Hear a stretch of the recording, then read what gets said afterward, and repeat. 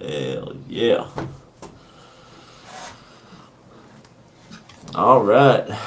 We are finally back, guys. Look. You know. Are we live now? Yes, finally. Hey, only All right. 14 minutes late. That was good.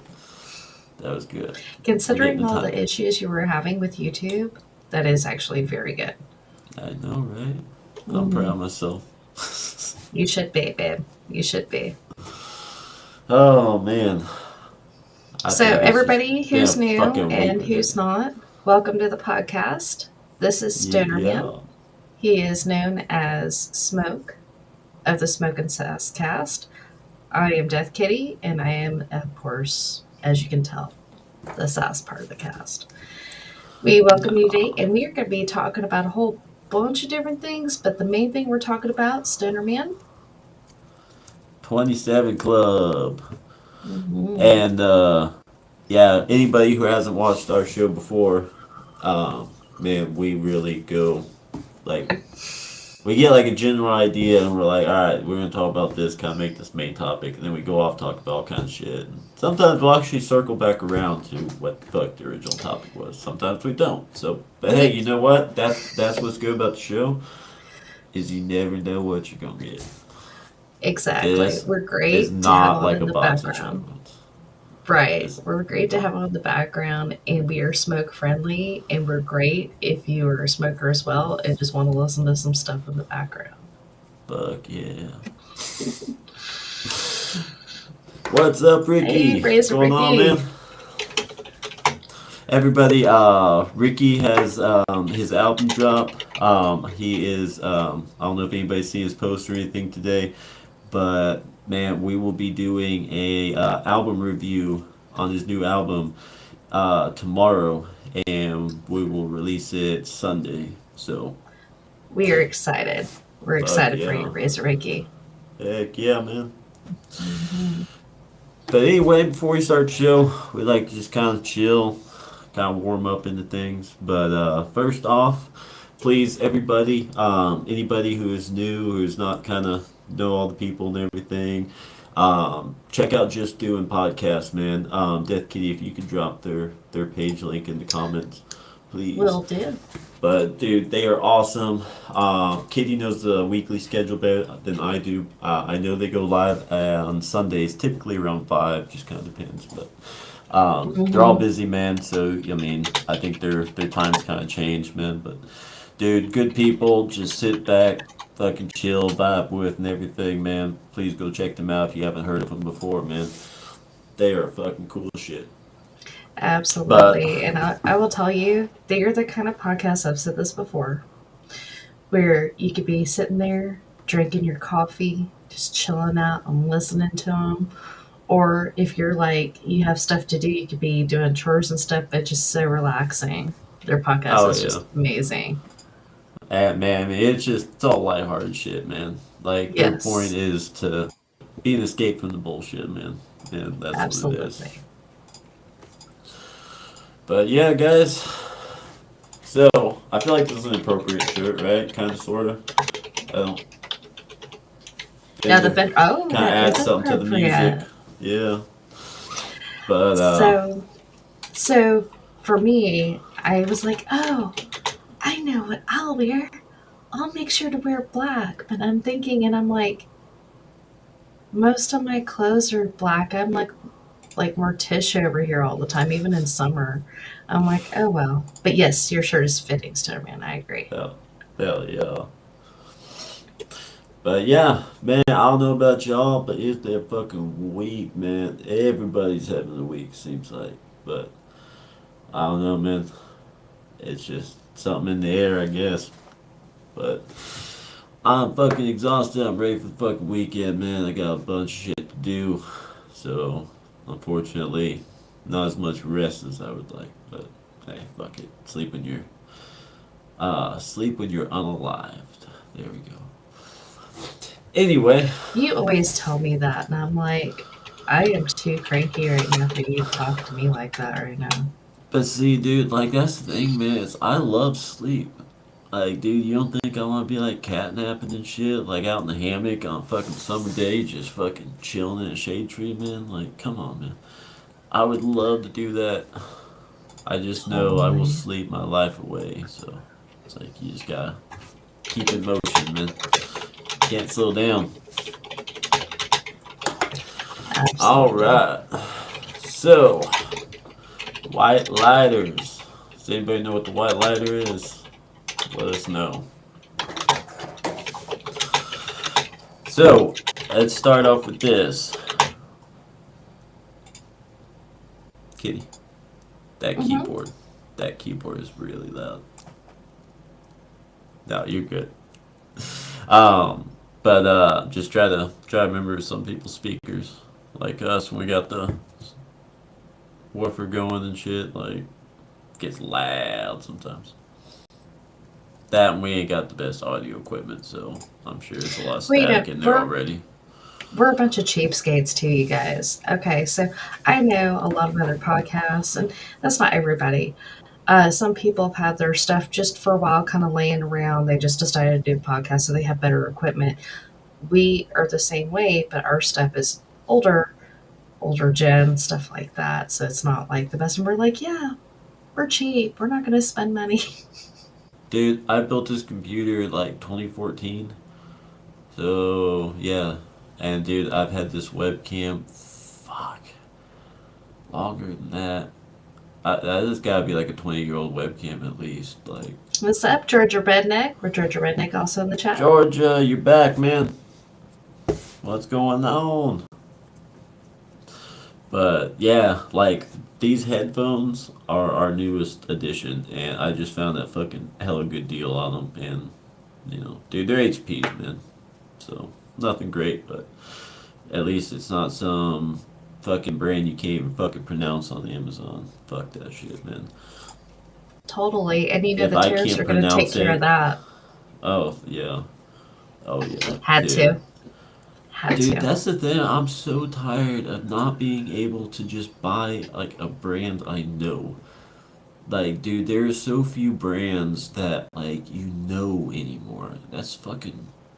I don't know. It just seems so weird to me. I'm sure some people are like, I mean, that's all they knew, like, have known their whole life. But like, I mean, dude, there used to be a time where you're like, no, that's my brand. That's what I'm sticking to.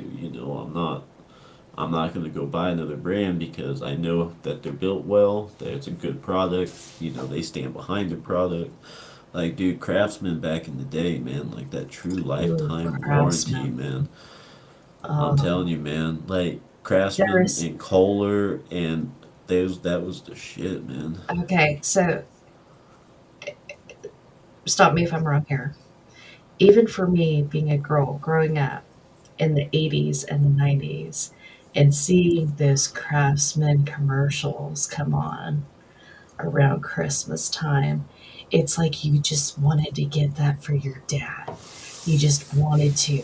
It looked so awesome, and it was just so you could tell it was just well made and everything else. And even for me being a girl, I was like, but I was always kind of a tomboy. But Dude, and where'd you go to find that Craftsman item?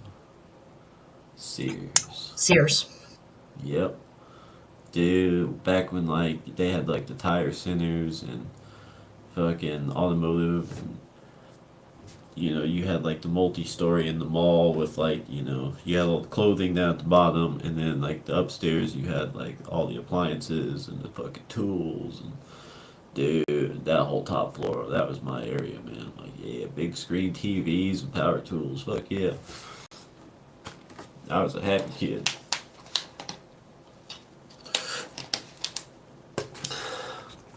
All right, so I'll ask again, in case some of y'all didn't catch it in the beginning. Does anybody know about the white lighter? Let us know. You ready to kick this off? do do do do do do do do do do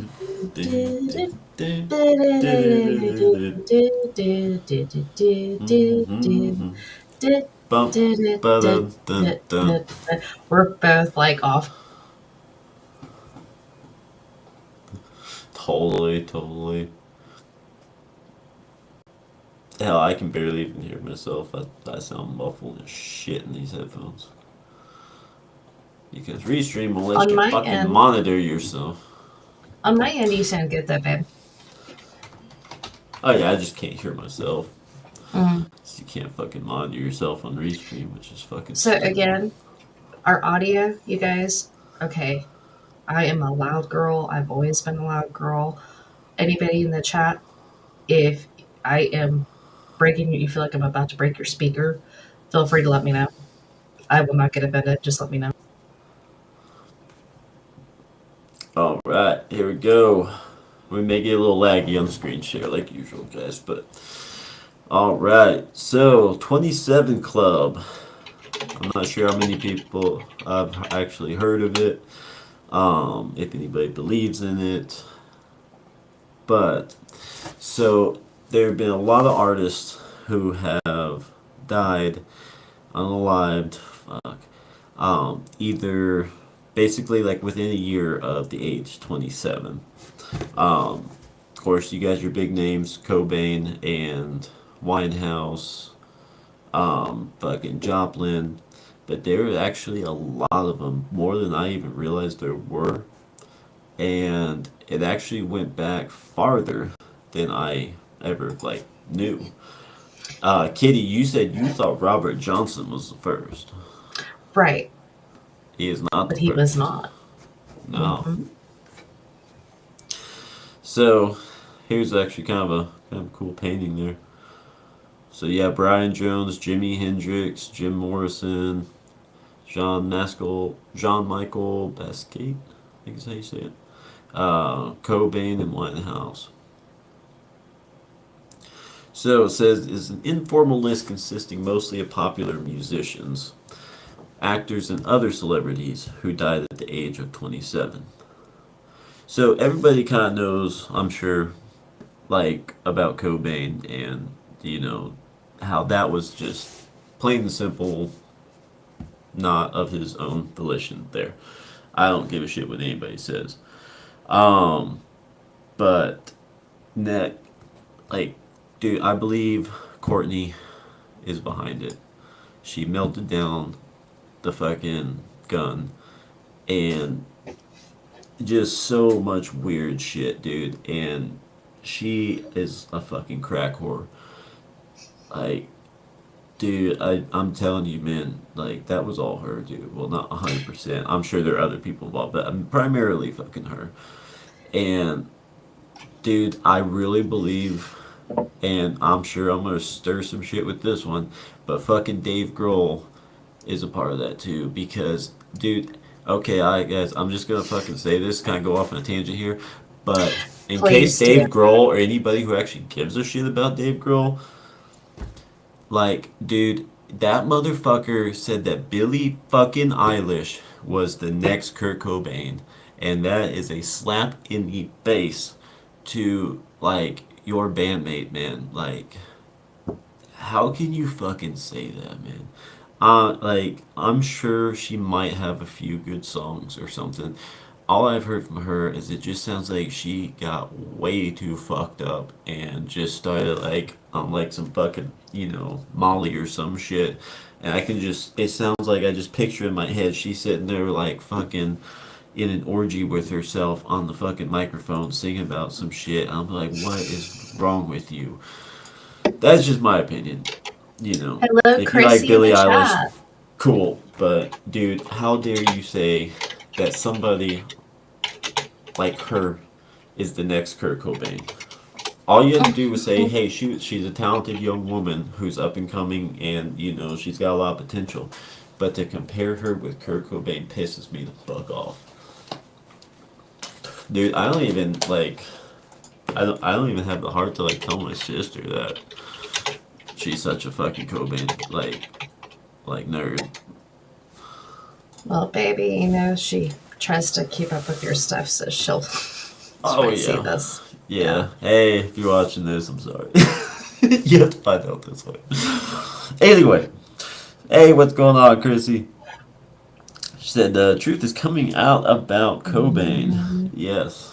A little Hmm. more, a little more. But I don't know, man. I feel like Dave Grohl really got by on his association with Nirvana. Hmm. I don't think Foo Fighters would have ever been as big of a deal. I mean, dude, don't get me wrong. Like, what is it, Color in the Shape album? Like, their early shit was really fucking good. I'll give them that. But man, their sound is just so fucking. It's like cardboard, man. It just. What is this, man? Right. Anyway, Absolutely. we topic. But yeah, so Before we back to my move on to the point. new, Sorry, uh, go ahead, go ahead. no, well, are you moving on from Yeah, Kurt Cobain? yeah. Okay, before you move on, let's also point out that a band member of Hole, HOLE, the band that Courtney Love was a part of, the bass player died at 27 as well. She died, and it was rumored at the time there was something going on with her and Kurt. Yeah. Kristen, is that Pfaff? Pfaff? Is that how you say your last name? I think Um, is it on the screen right now? it's not on the screen. Oh, okay. I have no idea how to see it. What? How you spell it? Pfaff. Faff, I guess. Yeah. But yeah, I mean, I don't know. Like, I just look at her, man, and there's something suspect about her. But um, Georgia said Billie Eilish could never compare, in my opinion. Absolutely, man. Absolutely. But yeah, I mean, just a lot of weird shit with that. But my point to that was, so we know that that wasn't what the claim was, and also supposedly he had attempted before with an Mhm. overdose, which I don't believe that was his attempt. I think that was fucking her attempt or somebody's for sure. But she definitely said Mhm. she was a puppet master, and whoa, she definitely got around and a lot, you know. Right, All definitely. right. She's very manipulative. Oh yeah. Mm. So Jimi Hendrix, everybody knows Jimi Hendrix. We're gonna dive a little deeper into him. Much love for Cobain, guys, but you know, like we're gonna make that an episode for sure. Hmm. Absolutely. So, Jimi Hendrix, man. And by the way, I have to say the only thing I never cared for with Hendrix was his Star Spangled Banner. I really thought that was terrible, man. Like he was ungodly talented, man. And you know, to be a left-hander too, playing on a right-handed guitar, like that Oh was, yeah. you know, And that he went through hell. He went through hell. Like his whole life was just like crazy. oh yeah, Crazy. yep, I mean, he was raising his younger brother, and he had other siblings. They all had disabilities. I believe I don't remember what the younger brother had, but it was something debilitating. He had another sister, I think, that was blind, and his mom had been left whenever he was young, and he was like taking care of them. It's insane, insane. yeah. Like, I mean, see, people who come from those hardships, man, like you know, it's that those experiences, you know, that this is what made you kind of deal that you they put into their music, man. And I think that's where the passion comes from, man. You know, it's you know, for some it's a release, just a way to kind of escape from the you know whatever's going on in their life, whatever hardships. You know, some people it's kind of like a message, like, hey, you know, this is my story. You know, that kind of thing. But Hmm. regardless, you know, those people from hardships, man, I believe have the best music in my opinion. I mean, dude, look at all these rich fucking Nickelodeon, Disney fucking artists that, either already had like rich moms and dads and shit. I mean, hell, some of them weren't even like childhood stars. They're just like, or they even have like a connection or whatever. Some were just rich people who fucking pay to have like their kids like cut a fucking track and become like a one hit wonder and gain all this popularity and money and shit. I mean, like, dude, what's that one chick that did the fucking Friday song that was fucking obnoxious? That was like, No. oh, this is the greatest song ever. Dude, like, her dad paid for her to do a single. And, like, dude, I guarantee you all that money was going to him. Because I don't think I think she was still a minor. Okay, so I had never heard that song, and my husband here likes to annoy the fuck out of me. And he's like, "Oh, you ever heard the Friday song?" I'm thinking Friday, like Friday. I'm like, "Oh, is it something I missed there?" I'm like, "No, no, no, no, no. Just let me play it for you." Women, don't ever trust your husband when he says, "Oh, oh, just let me play it for you." Hey, that's You not can have always going to trust be something issues. annoying. It's not always going to be Mm, something annoying. mm. Okay, he plays. Dude, I could not get that crap out of my head. It is so awful. yeah, okay, Wait, so it's that one. I can't remember who it's from the fucking Triple X soundtrack. Is the only reason I even fucking know it. But it's the yo yo yo, what you doing why are you over singing it right there? now? No, That and what was the other one? What was the no, third one? What was the third one? no. You remember it? I tortured you with that one on the fucking walkie talkies at work. Do you remember? Fucking Barbie girl. Fuck you. Fuck you. Oh, good shit. Good shit. Hmm. Anyway, we were way off topic. I'm gonna catch up on the chat real quick. So, Ricky said mostly by overdose or SUI, right? Yep. Georgia said Kirk Bangs. That was an odd one. Kirko Bangs? Kirko Bangs. I get it. Also, shout out to Lane Staley. Oh, dude. Yes. Yes, man. Like I said, much love for Cobain. That is definitely my sister shit. But for me, Lane was always, my favorite out of that grunge era, man. I mean, dude, they were all respect all of them, man. Even Scott Weiland, and we'll go on to that one another time too. But, well, actually, I mean, it kind of fucking ties in because it's just these these people getting fucked with. But he was supposedly guilty of all kinds of shit, SA and shit like that, man. And I mean, yeah, you listen to the core album, and there were definitely some tones there. I'm not gonna lie, there were tones, but I think that SA shit gets thrown around a lot, and a lot of good innocent people have been victimized by it. And the reason I believe so strongly in that primarily is because look at how many people are dead to rights, fucking guilty of it, and go free. That tells you right there that a lot of the people who actually go more than likely didn't do shit. I'm not saying all of them. There were a lot of them that did, but certain ones, man, especially in these celebrity areas. I mean, dude, we know people have gone to Epstein Island, and we ain't doing shit about them. But you're gonna tell me, oh, we're out there arresting celebrities for it? Bullshit, Right, man. Tom Hanks is still fucking walking around. right. Fucking what's the horse looking lady? Not horse face like Sarah Jessica Parker. The other one. Julia, you Ah, always called Julia Ada's Roberts. Ada's favorite.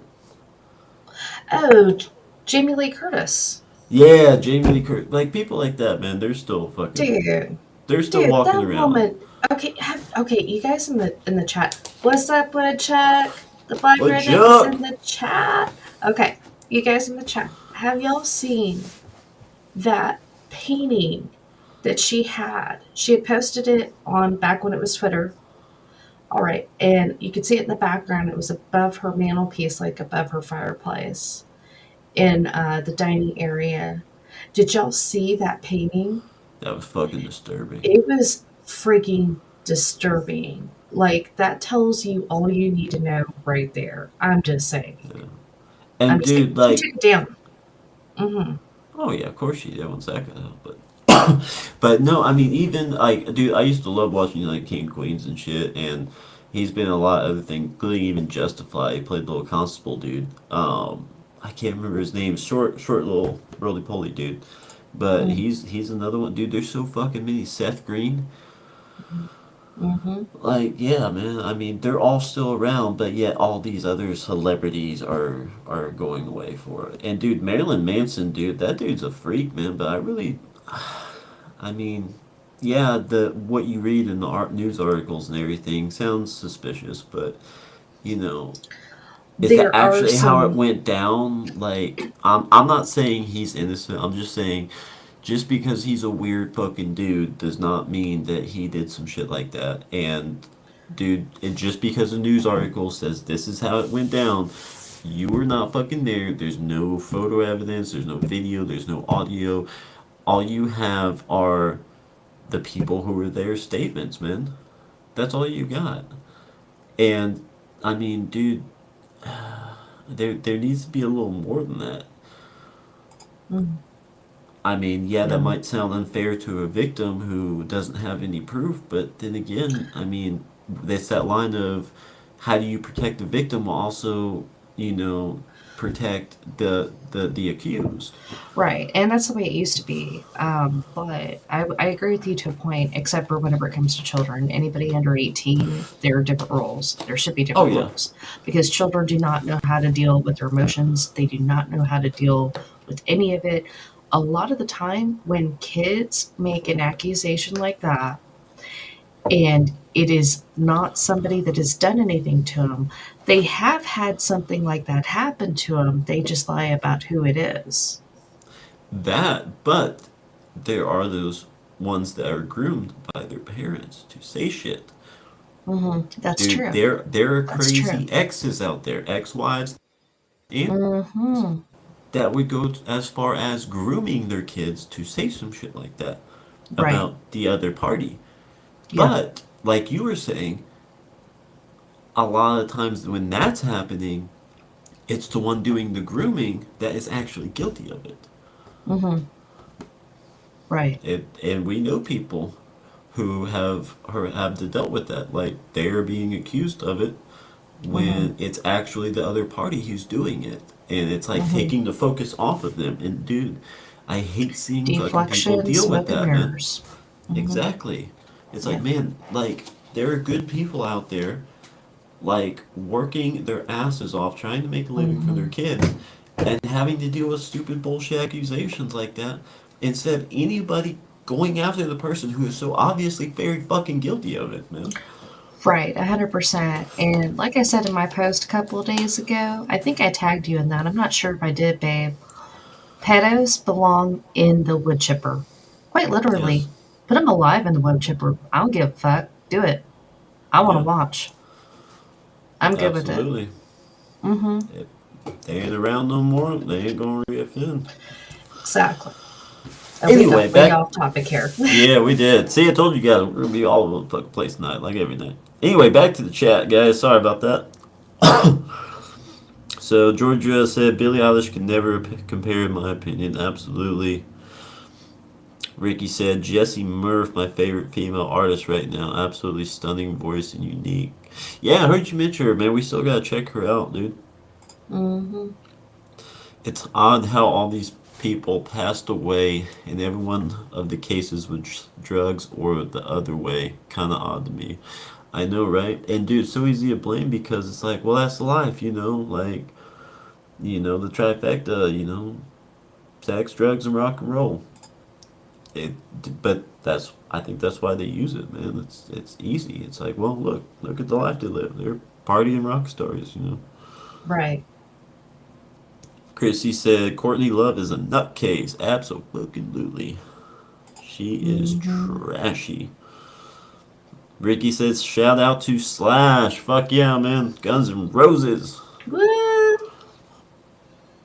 Bro almost died from vodka.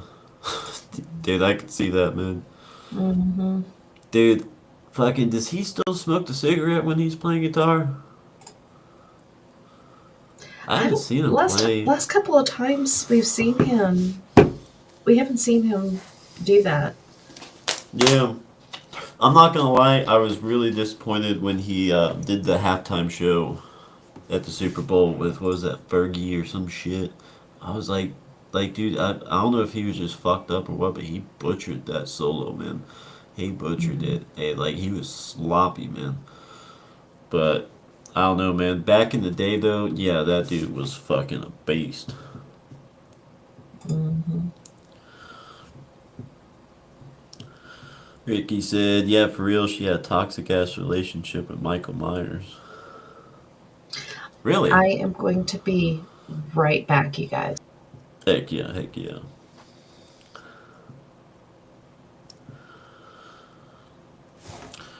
Jordan said, Woodchuck, the Rock Dogs are fire. Was listening at work, gets me pumped up, man. Rock Dogs. Is that another that band or what is that?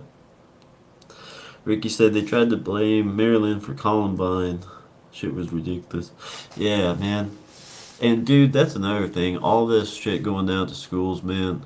There's some really suspicious stuff with that, man. Especially if you catch those old leaked articles and shit like that, man, before they get, retracted and shit. Dude, look close at a lot of those pictures, man. This is not just the the effect of bullying and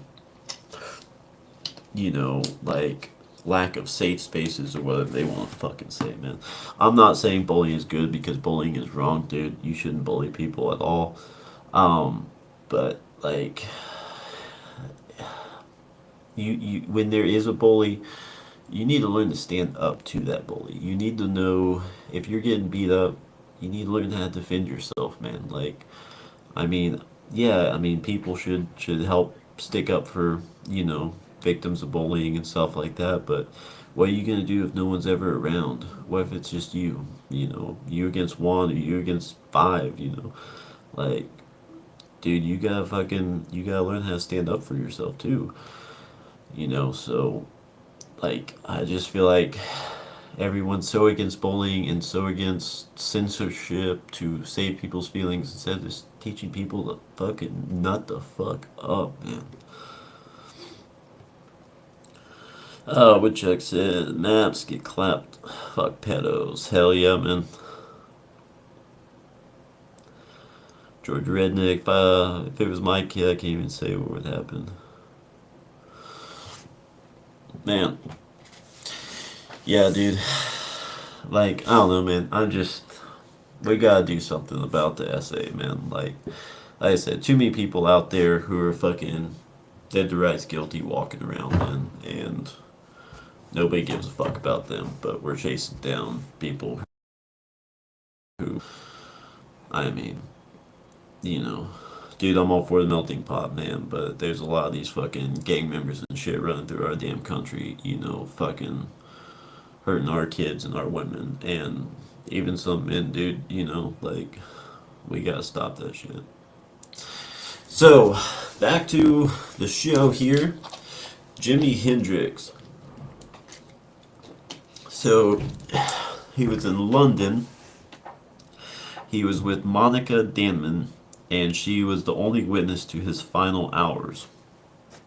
So she said that she prepared a meal for them at her apartment at the Smarkand Hotel around 11 p.m. when they shared a bottle of wine. She drove him to the residence of an acquaintance at approximately 1:45 a.m., where he remained for about an hour before she picked him up, drove him back to her flat at 3 a.m. She said they were talked until around 7 a.m. when they went to sleep. Damon awoke around 11 a.m. and found Hendrix breathing but unconscious and unresponsive. She called for an ambulance at 11:18, and it arrived 9 minutes later. Paramedics transported Hendricks to St. Mary Abbott's Hospital, where Dr. John Bannister pronounced him dead at 12:45 p.m. on September 18th. Coroner Gavin Thurston ordered a post-mortem examination, which was performed on September 21st. So, September 17th was his death day. Sorry, unalive day. And the examination was on the 21st, so 4 days later. So they completed the inquest on September 28th and concluded that Hendricks aspirated his own vomit and died of asphyxia while intoxicated with barbiturates. Citing insufficient evidence of the circumstances, he declared an open verdict. Danneman later revealed that Hendricks had taken 9 of her prescribed Vesperix sleeping tablets, 18 times the recommended dosage. So that's not fishy at all. Insufficient evidence of the circumstances. Right there. Mm-hmm. That tells you something's up. And he took 18 times the recommended dose. Yeah, he took like 9 pills and he was supposed to take half of one. Yeah. Or something like that. 8 or 9. Yeah. Okay, but here's the thing, like, why would he have done that? You know, like, nobody noticed. And I'm not saying everybody always gives signs, but nobody noticed that maybe he was depressed or something was going on, or he had some severe problems in life, like that he had some demons, whatever. Like, it's just all of a sudden tragedy, you know. And I mean, yeah, dude. I mean, he did a lot of shit, took a lot of shit, man. But I don't know. One of those things you don't know. We all kind of have that stigma of this is suspicious, just because that's kind of what we're brought up in. Maybe this was that one rare occasion that was actually just a freak incident. So, Monika Danneman was a German figure skater and painter. She was the last girlfriend of guitarist Jimi Hendrix and later reportedly the wife of German guitarist Uli Jon Roth of the Scorpions. Huh. Interesting. Yeah. So, if anybody knows about a connection there, let us know. So, after Hendrix's death, Danneman became romantically involved with German rock guitarist Uli Jon Roth of the band Scorpions, with whom she collaborated on several songs. One was titled We'll Burn the Sky. Album cover designs of Roth's post-Scorpions band Electric Sun and artwork. Roth also wrote the foreword to Danneman's book about her experience living and working with Hendrix, entitled The Inner World of Jimi Hendrix. Danneman died of SUI by carbon monoxide poisoning at age 50 in Seaford, East Sussex. She had lost an ongoing court battle with another of Hendrix's girlfriend, Kathy Etchingham, 2 days earlier. So who is this Kathy Etchingham? Mm-hmm. An English writer known from the swinging London music scene of the 1960s. Huh. Interesting. So, she also she was a DJ as well as a hairdresser. She knew the up-and-coming musicians of the period, including The Animals, The Who, The Kinks, The Moody Blues, The Move, and many others. These bands became known as the British Invasion.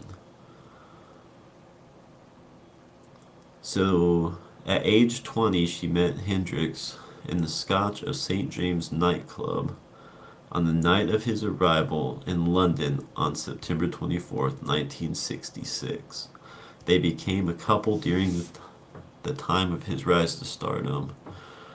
According to her personal wish, Etchingham was the inspiration for many of Hendrix's compositions, including The Wind Cries Mary, penned after an argument between Hendrix and Etchingham, Boxy Lady during one of the first performances of this number, Hendrix pointed her out from the stage as the Katharina in 1983, A Merman I Should Turn to Be, and named in Send My Love to Linda, the original lyrics of which were Send My Love to Kathy, until Etchingham objected to being named. In 1969, she and Hendrix drifted apart. So Chrissy said Huh. something interesting in the chat. She said that Jaguar Wright uh, explained how the industry sets up relationships regardless if the people in the relationship want it or not. That is 100% correct. They Absolutely. will do this. Now, a lot of the time, it has something to do with bloodlines. They want certain bloodlines. Um, but sometimes it's not. Sometimes it is somebody who's just kind of like spying on their spouse for the music industry. And right on point, Chrissy said money. Yep. Hmm. That, or even to retain that influence over that person's life through that spouse. Yep. So it doesn't say anything about her conflict with the other girlfriend. I'll try to look that up. Okay. And of course, we got Janis Joplin. Her voice, honestly, was kind of obnoxious to me, not gonna I lie. But love James Joplin. she was talented. She was talented. I do respect her for her talent as much as her voice is just obnoxious to me. But hey, that's just me. Like I said, no disrespect to her at all. So on Sunday evening, October 4th, 1970, Joplin was found unalived on the floor of her room at the Landmark Motor Hotel by her road manager and close friend, John Byrne Cook. Alcohol was present in the room. Newspapers reported that no other drugs or paraphernalia were present. Which, I think she was supposedly buying H that night, wasn't she? Like Just what? she was reportedly buying H that night, wasn't she? Like she met up with like her ex girlfriend and was trying to get H from her, and like she wouldn't do it, so she ended up going like to her See, old that I do dealer. not know, but I do know that supposedly that's what she passed from. Yeah, but see, like I don't know, but like I think they said that she was like quote unquote, like begging. I'm like I don't Hmm. know about that, but Hmm. so Los Angeles County Coroner Thomas Noguchi. Evidence of narcotics was removed from the scene by a friend of Joplin and later put back after the person realized that an autopsy was going to reveal the narcotics that were in her system. The book adds that prior to Joplin's death, Noguchi had investigated other fatal drug overdoses in Los Angeles where friends believed they were doing favors for descendants by removing evidence of narcotics when they thought things over, quote unquote, and returned to put back the evidence. Noguchi performed an autopsy on Joplin and determined the cause of unaliving to be H overdose, possibly compounded by alcohol. But I mean, dude, you gotta think, like, how easy is it to just hit somebody with that needle? Oh, it I is, mean, and it is very. It's even easier for somebody who. This is what I've always heard, and I could be wrong, but it's always easier to do it to somebody who used to be an addict because they were used to a higher threshold. So it's like they have more. They're used to taking so much, but they take too much and they overdose. well, that's basically how a lot of the addicts. It does happen to them. You know, they're Mm. constantly chasing that high, and so they up and up and up and up until like trying to get to that level again until the point where it's just too much for their body. But I know a few people that this shit has happened to. Like they either got hit in their sleep or it was just a prank or whatever, man. But that happens to Right. people, man. It Like does. some people think it's funny. Some people are like, I mean, that was one instance. Mhm. People think it's funny. That's fucked Yeah. up, man. Or they're I like, they a lot of it too, man. A lot of these motherfuckers, they do it because they want you to get hooked. Why? Because that's more people buying. If all of your customers keep falling off, you gotta get new customers, right? Some people do it because they want that zombie that it turns you into, man. Some and people do that's that for the purpose of SA, and it's not just H. It's a lot of other a lot of other items too. This sounds like we're kind of off topic, but I feel like this is kind of there's a connection somewhere in here.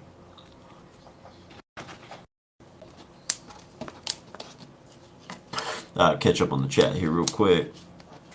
Ricky said, "Nope. Slash is straight edge now. He's got a stint in his heart." Shit. I think I Yeah, no remember more hearing that smoking for now. him. George said, "I met Woodchuck's rock songs. Oh, Bone doesn't understand Southern accent." That's funny. Yeah, dude. Siri never. I don't know if she's just being stubborn or what, but never fucking types what I want her to type. But damn, Woodchuck's doing some rock songs. Fuck yeah, man. Like you said, and bro, thousands of missing children, and feds worried about some weed. Dude, I know, right? Like, how fuck can your priorities be? Dude, we really need to stop caring about weed so much. Weed and nicotine. Why are we so concerned about that stupid shit? Mm-hmm. There are much bigger problems in the world. George said, I mean, I've been at my lowest points in life. I understand what he went through. Yeah, I mean, I think some of these people, man, their mind was too great for this world, and I think that's what got to some of them, man. Like, not all of them, but some of them, it's like they just didn't feel like they could function in this world, man. It just whether it was the greed, the hate, you know the stupid fucking people, like how people don't see the world for what it really is. That frustration, that feeling of isolation and all that.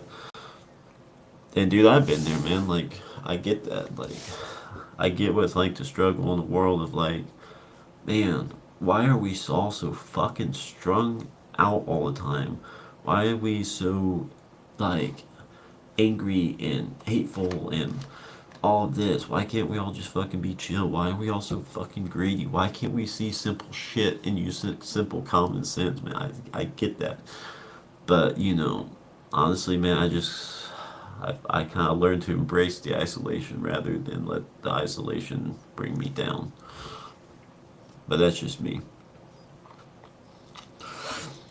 Let's see. Chrissy said, "Oh, the influence on society, as well as Ice Cube, explain this too." Absolutely, man. I really think Cube is definitely one that sees the world in a different perspective. George said, "I like Janis Joplin." Heck yeah. Say if y'all haven't watched her last 48 hours, it's interesting. I need to check that out. Chrissy said, "Are y'all using Wikipedia? If so, also check out conservapedia.com." Oh, heck yeah, heck yeah. So, once again, we got another fishy one there. Like, just doesn't quite all make sense. And the fact that evidence was tampered with and all of that, man, it's just, it's not it's just not something I would just automatically believe. Like, take this to be fact. So both Peggy Caserta, Joplin's close friend, and Seth Morgan, Joplin's fiance, failed to meet Joplin on October 2nd, Friday, immediately before her unaliving. Joplin had been expecting both of them to keep her company that night. According to Caserta, Joplin was saddened neither of her friends came to the landmark as promised. During the 24 hours Joplin lived after this disappointment, Caserta did not call to explain why she failed to show up. Caserta admitted to waiting until late Saturday night to dial the landmark motel switchboard, only to learn that Joplin had instructed the desk clerk not to accept any incoming calls for her after midnight.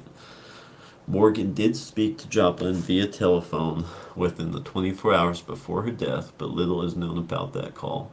She used a phone at Sunset Sound Recorders, where her colleagues, there were perhaps 20 to 25 people present, wrote biographer Myra Friedman, noticed that whatever Morgan said to her made her very angry. Interesting.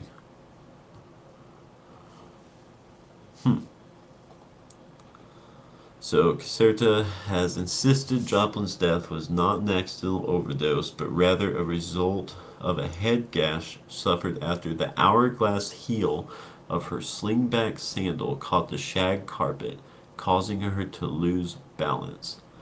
Caserta did concede, however, that drugs and or alcohol may have played a role in hastening Joplin's death that night.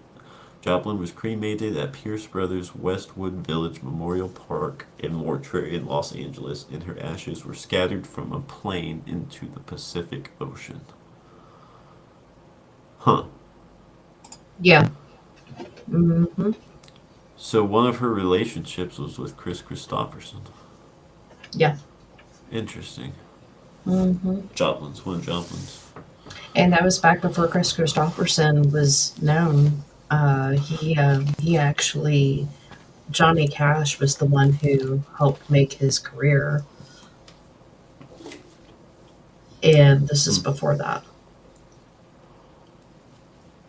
So they were probably running around the same circle or something. Could have been.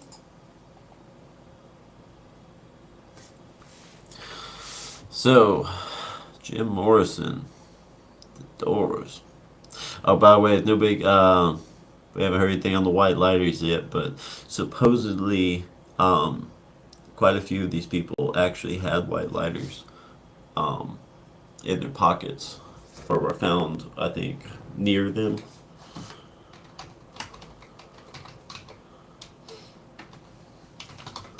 So from the research I found, that is actually um, not true. Yeah. Well, I don't think anyone ever had any proof of it. It was just that legend kind of deal.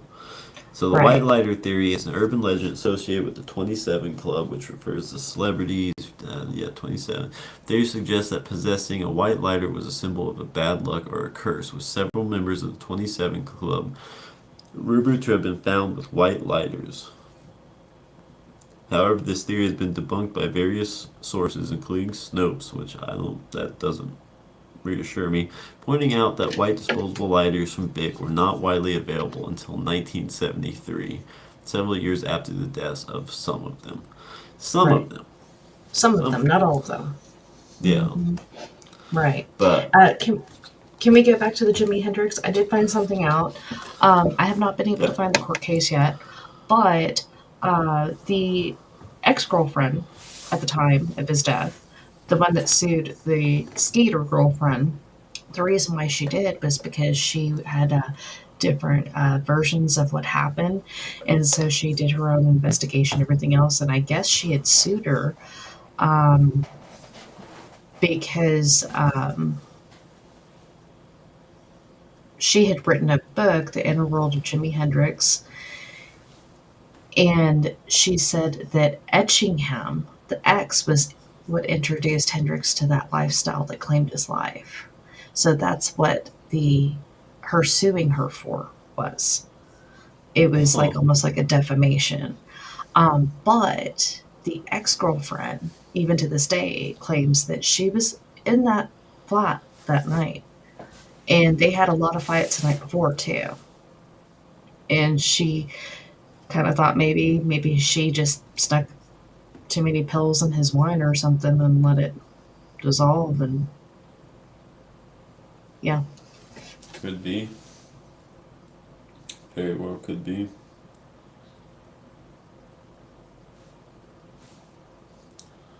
So, here's a little trivia. What artist, very, very well known artist, taught or sorry, was taught by Jimi Hendrix.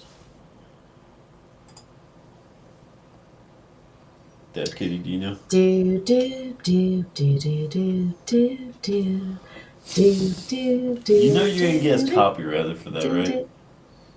Huh? So you know you're gonna get No, I copyrighted for heard that, you. I heard you. That's why I stopped. right? Da da da da da da da. As long as I break it up, right? George said, "Sorry, I was listening." Yeah, that's bro. Heck yeah, man.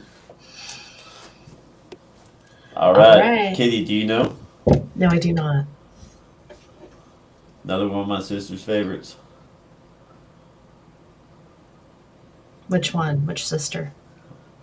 Oh, Older or younger? younger. Okay. Uh, hmm. Prince. Shoot. Yep. Really? I'll never forget when Interesting. she was just like, the Illuminati killed Prince or unalived Prince. Changed my mind. Totally. Oh shit. Dude, his death was suspicious too. Oh yeah. I mean, dude, and that's the thing, man. Like, the 27 Club is not all of them that were suspicious. It's just something about that age range, you know. And Kitty, guys, we're getting into this. We're about to get into that. Kitty has a fucking insane theory, man. Not trying to build a suspense. We're just trying to build the picture here, but she's about to get to that. But there, dude, Bennington. I'm a firm fucking believer, Bennington. Um, God, I can't believe I forgot his name. Jason something from fucking Drowning Pool. Dude, the original singer of Drowning Pool. Dude, I'm telling you, man, there was something behind that. Cliff Burton. Cliff Burton was Mm, one. I firmly believe Newstead. The reason he acted the way he did, and anybody who hasn't seen the Some Kind of Monster documentary, dude, don't get me wrong, St. Anger was a fucking tragedy for the most part, man. But that is a good documentary. Just because look back, I know it's not the greatest one ever, but look back and look at Newstead's actions, how he acts, what he says, how he says it. That motherfucker found some shit out. Because, dude, you can't tell me that entire fucking bus rolled and only the driver and Burton were lost. And right. everybody else was fine. Bullshit. Bullshit. And I didn't want to, I guess, believe that, you know, such a legendary fucking band, you know, somebody who was so influential to so many people, so much music, and, you know, just had such amazing fucking songs, dude, could ever be capable of it. But dude, some of the shit within the last few years, especially with Hetfield, I really believe that they were into some shit, man. Made a deal, some kind of shit, man. But, dude, I really don't care for Rob Trujillo.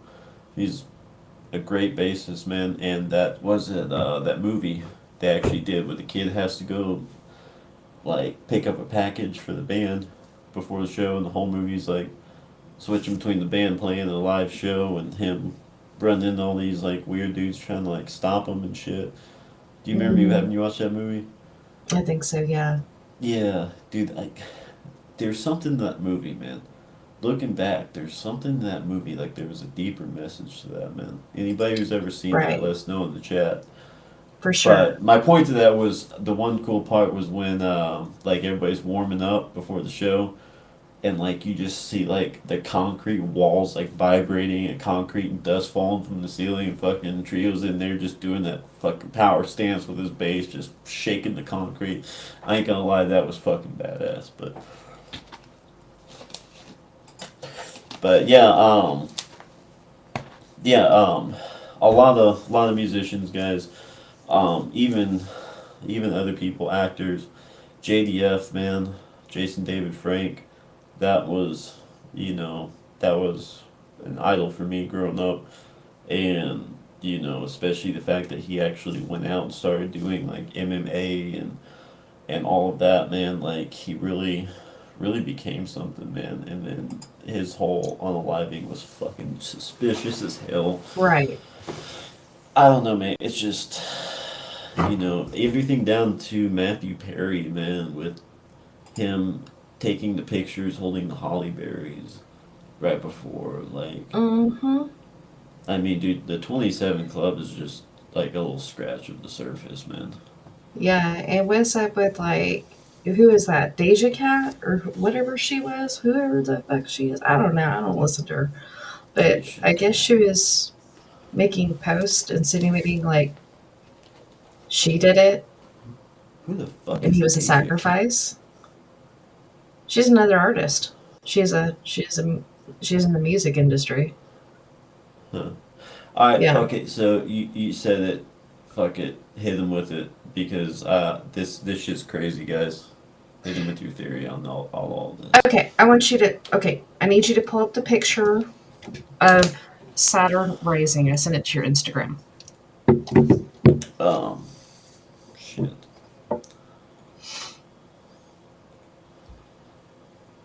Alright, guys, here we go. Hit y'all Alrighty, with this. guys. Okay. Oh, Georgia said while we're talking about rock stars, rest in peace to Paul Gray. Fuck yeah, man, dude. Georgia, you Mm-hmm. rock, bro. You fucking rock, dude. Um, 100%. man, and correct me if I'm wrong, man. I don't know if you know anything about it, but supposedly the doctor that overprescribed Paul Gray was the same one who supposedly overprescribed Michael Jackson.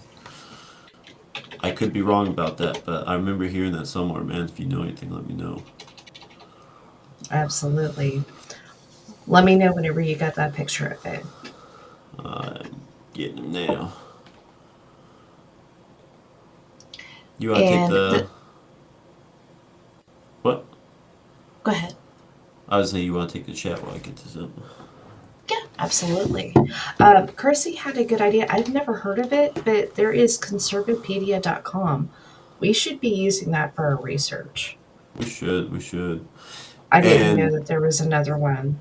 we don't bank on Wikipedia, guys. We run a No. wiki, and the whole point is anybody can go and edit it and put whatever on there.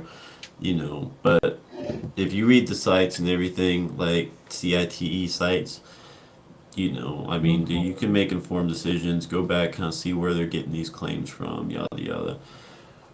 But, dude, any kind of Wikipedia, any article, man, make sure you trust the source. All right, and to give y'all a background, because the chat's kind of slow right now, but I'm just kind of filling up time while he's getting that picture up. I actually had gotten this from another video. Uh, we both, today we're like, okay, let's he sent me a video and then I ended up watching another one about the 27 Club. I mean, I already knew quite a bit. I've done some research, but no, not that one. Not that one? No. Saturn Uh, Return.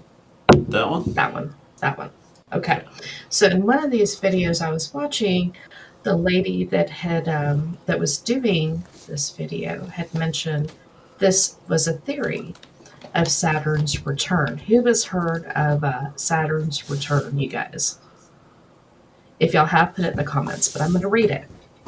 So basically, more individual effects of a Saturn return are dependent on interactions in the natal chart. So this is astrology, okay? And the house and sign of your natal Saturn will show you the door you must open for yourself despite all the other ones around. Aspects will show you whether or not this will be difficult to integrate. Once this door has been opened, a personal mission begins that is only fully understood by the native. It is a time where the major lessons of your life are ready to be overcome, but first you must see what holds you back from overcoming them. Now, you guys, y'all kind of know me a little bit. Some of y'all have watched some of my other stuff, and I can go into some conspiracies and stuff like that, but I'm not really big into astrology. Yeah, like I'm like, okay, yeah, this is my sign, this is Stoner Band's sign. Yeah, I can see some similarities, but I don't really get into it. So I'm like, okay, this is kind of weird, but let me keep reading this. All right.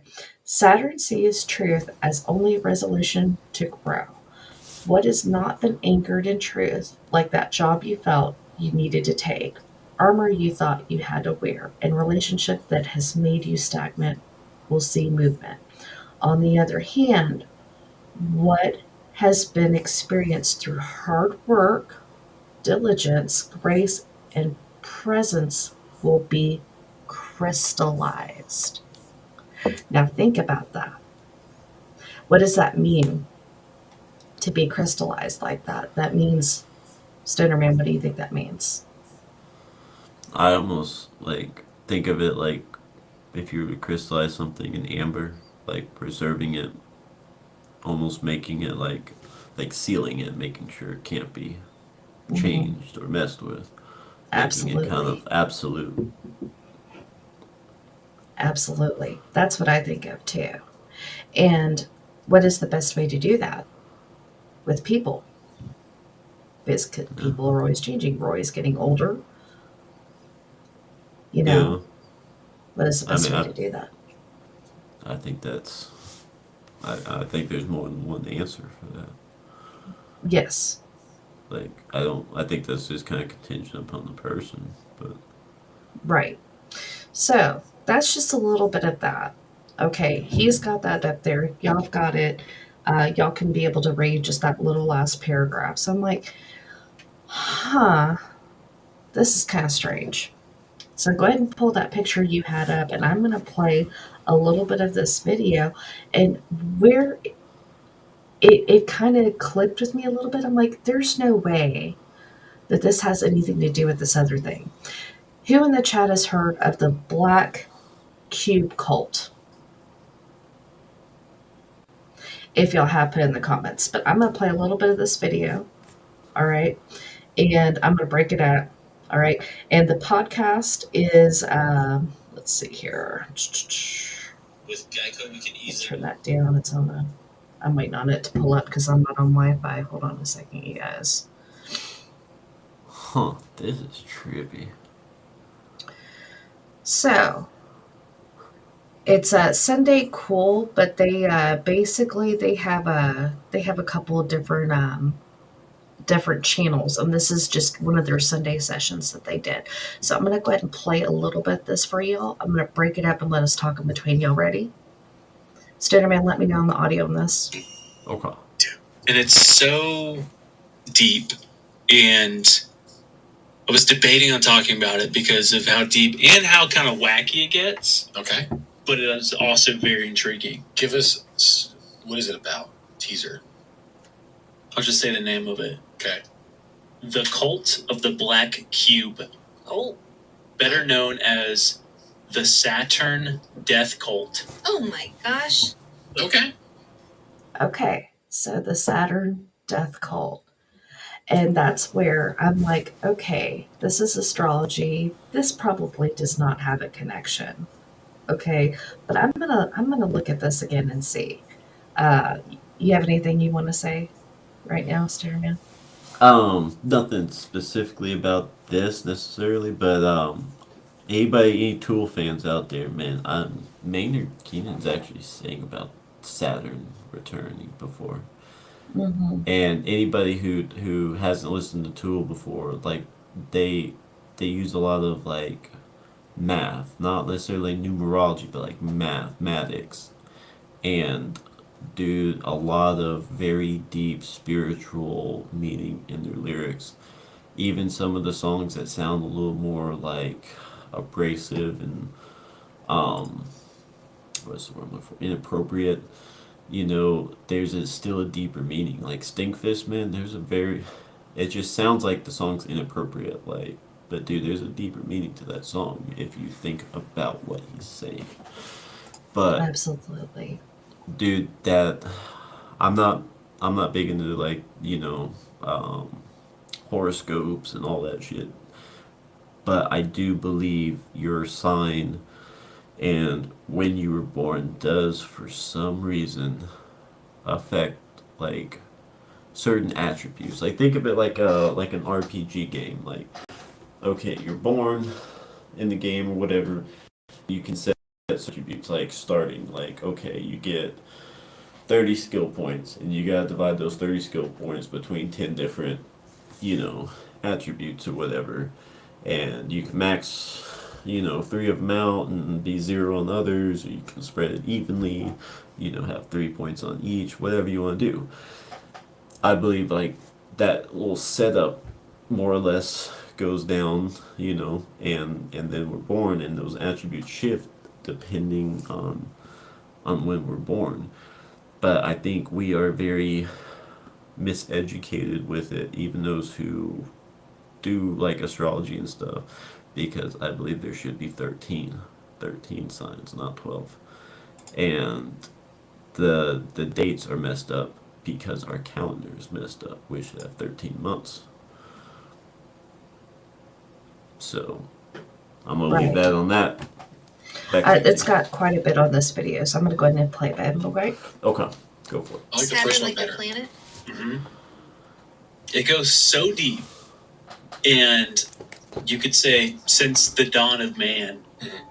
And so I've been trying to figure out like how to talk about it. Yeah. But basically, it's this theory that the global elite worships the dark side of the planet Saturn and uses occult symbols in modern institutions, and it's been going on since basically creation. Yeah. So it's basically started with the fallen angels. And it all revolves around the god Saturn. And I apologize to people that are very well versed in Greek mythology and stuff. But what I saw was the god Saturn, one attribute of him is that he gave birth to all these titans, basically. And he became jealous of them that they would try to overthrow him. So he ate all of them. But this god Saturn is also the god Baal, the god Molech. Oh gosh. And is prevalent. Did y'all catch that? The god Baal and the god Moloch.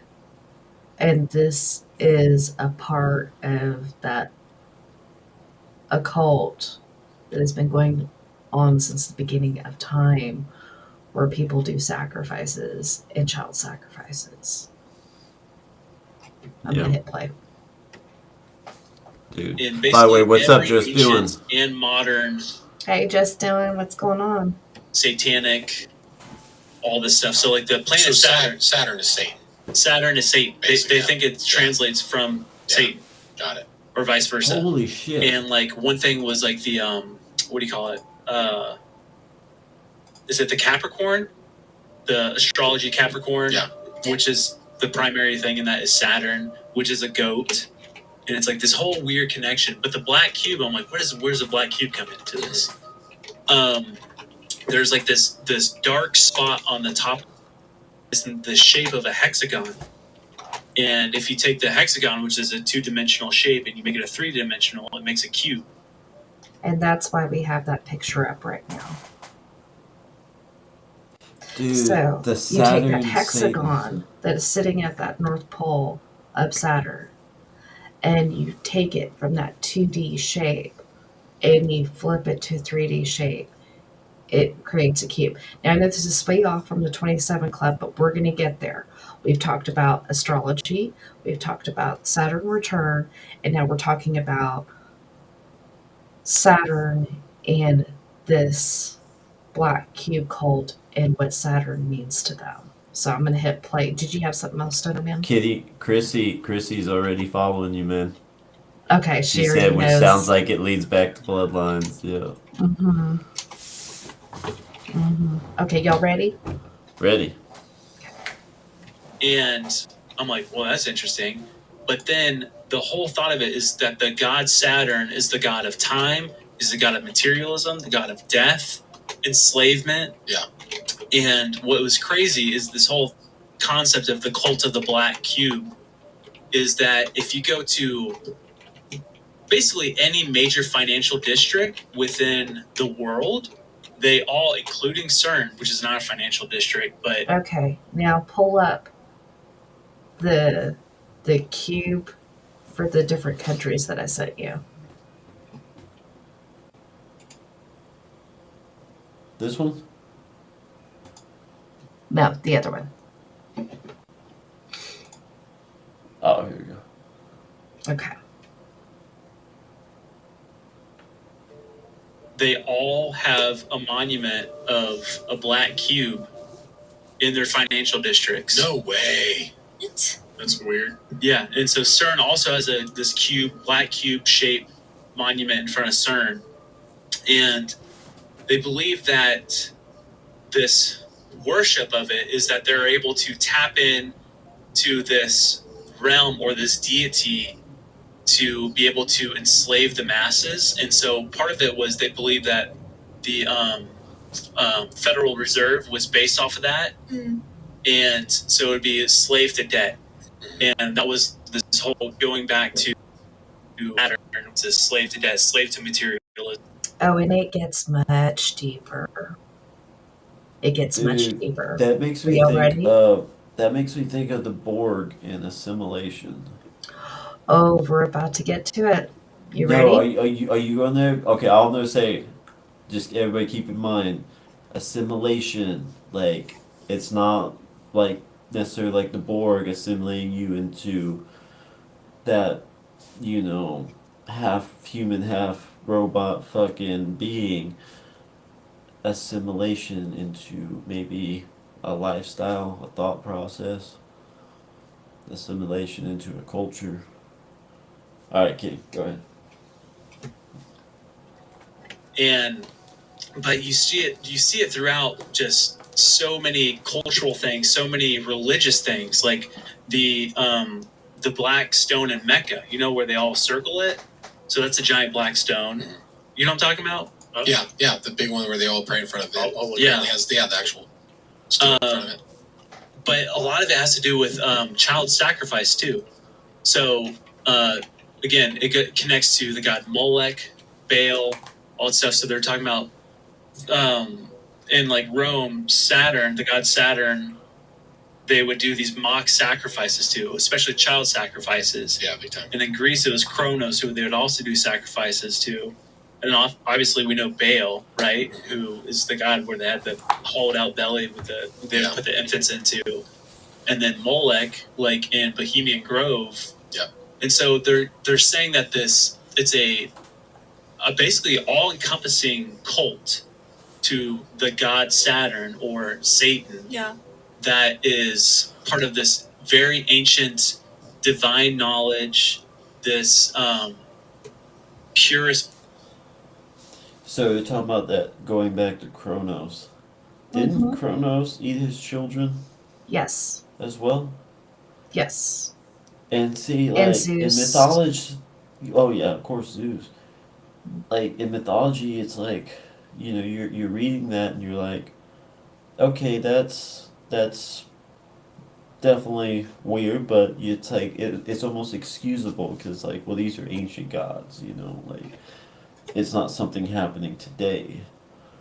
Right. But just as the Romans changed the names of all the gods in the Greek pantheon, and of course Saturn was part of the Roman pantheon, doesn't that kind of make you think like, well, what if these were real entities that they were worshiping, and this did happen? If they're worshiping these entities that eat their children, that they would probably end up doing the same to their own children.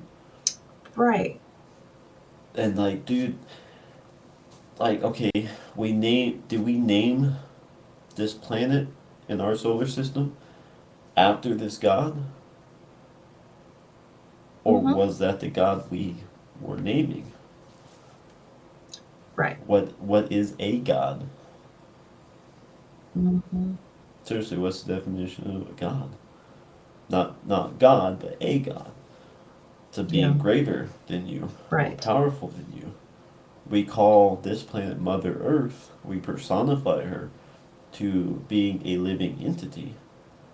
Why is it just this planet? I Right. mean, we look at other planets and we'll like look at Mars or some shit, or like a gas giant. We're like, it's basically, you know, nothing to us. It's barren. It's nothing. What if at one time it was something, or what if deep Right. down inside of it, it still is something, or just because it's not full of fauna and flora, it's any less of something. Right. Sometimes you just have to change that perspective and really question simple meanings to simple words to redirect your perspective, if that makes sense. Absolutely. Anyway, that was my 2 cents on that. Sorry. Mhm. Bloodline, so it goes into the whole conspiracy of like these monarchs and stuff and their bloodlines of like they've known how to tap into this deity and like control everything, control the masses through whatever, especially financial debt and all that stuff. But this was the craziest. I found this actually today. J.P. Morgan, who was very involved in the Federal Reserve and who was one of the richest men in America in his time. He has this quote that says, "Millionaires don't use astrology. So millionaires don't use astrology. Billionaires do." Hi, I'm Athena. Did y'all catch that? Billionaires don't use astrology. Billionaires do. Now go back to the Saturn return and talking about crystallizing people, certain people that are so gifted, certain people that are, absolutely, just phenomenal of what they're doing and everything else. Doesn't mean they're perfect, but every path that they're supposed to be on right at that perfect moment. And that is whenever Saturn returns to the exact same spot of whenever you were born, it returns to that same spot. And it usually happens between 28 and 30 years after you're born, but usually it's for somebody who's 27 years old. And if you think about that, all right, so we've got, the Saturn returns from astrology and the Black Cube cult, who also believes in astrology and they watch the stars. Okay, so if you know about the Saturn returns, which is also in the Farmer's Almanac, which is very strange for me, all right, so if you know about this, then if you're a part of this cult that makes sacrifices and you want to crystallize someone who is right in that perfect range, like the perfect sacrifice, what would you do? Yep. Now, these are kind of weak links here. It does not mean that, this is what's going on, but I just thought about all this stuff today. I've known about 27 Club. All of us have known about 27 Club. We're all music fans. We've all known about it. We've all done our own research. But this is something I just kind of was like, I saw this and kind of clicked with me today, and I talked to Stoner Man a little bit about it, and I'm like, I think I'm going to go into this. This actually, the Black Cube cult, that was going to be a separate episode, and we may make more of an episode on that itself. But it kind of ties in. You have big corporations. You have BlackRock, Blackstone, that have these same cubes just like that right in front of their building. You have this all around the world, and they are, big financial people. Have billions of dollars, and they believe in astrology, And they just believe in doing watching it. mention in the comments, he said the black cube of Saturn, the black box in planes. Hmm. And what's also Seriously. very, very, very weird is that in some ancient burials, um, it was believed that there would be a black box in some of them. See that? I don't know why, but I'm just getting like Pandora's box, like imagery. Uh huh. So y'all let So, us know what y'all think. so we were talking about the 27 Club and like about Saturn returning. So Upchurch's song "Empty Grave," he does mention, and I've talked to Kitty about this theory before about like a lot of his songs he'll mention his age, and I always felt like there was some deeper meaning to that. But in "Empty Grave," he says, "Cause I ain't got to see a rope to cut a trail and make a path. I'm 27 and I know this whole city feeling my wrath. Just wait till I'm 30 and fine tune like a Stratocaster. I'm not biodegradable, still the cleanest white trash." It's like, looking back, I'm like, I wonder if he knew something about that. Was like, hey, I'm 27, I'm still here, motherfuckers. Wait till Right. I'm 30. Past that Right. point, you can't do shit about it anymore. Hmm. Absolutely. But say it's right on the dot every 27 years, right? Does that It's mean not. there's No. another? No. No, no. I'm saying for argument's sake. Say it's exactly on the dot every 27 years. Then would that mean that 54 there would be another chance? Yes. And this is why, like, if all of this is actually, you know, there's a tie here and it's actually all connected there and everything else, this makes sense why main like music industry still wants him. Yeah, but that's what I'm saying. What about that age of the 54 range? It can happen again. So like, does that make you? It's weird because it's like it's like Superman. Like if you can get him away from the sunlight, he's not as strong. Like maybe not the best analogy, but like what if like we all have these certain points in our lives where we are our most vulnerable. It's like the shield comes down and our Achilles heel is exposed again. And that's the moment. No matter how lucky or spiritually protected or whatever the case may be, that that could still be your time. So another thing about this, who in the chat here knows that like the most average age of a musician to pass? What age is that? If y'all know it, put it in the chat. Like, yeah.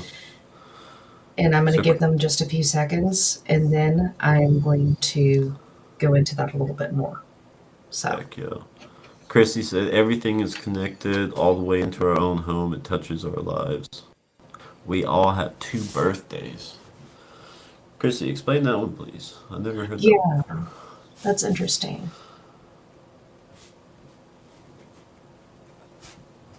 Let me know when you're ready for the next picture, Kitty. Okay.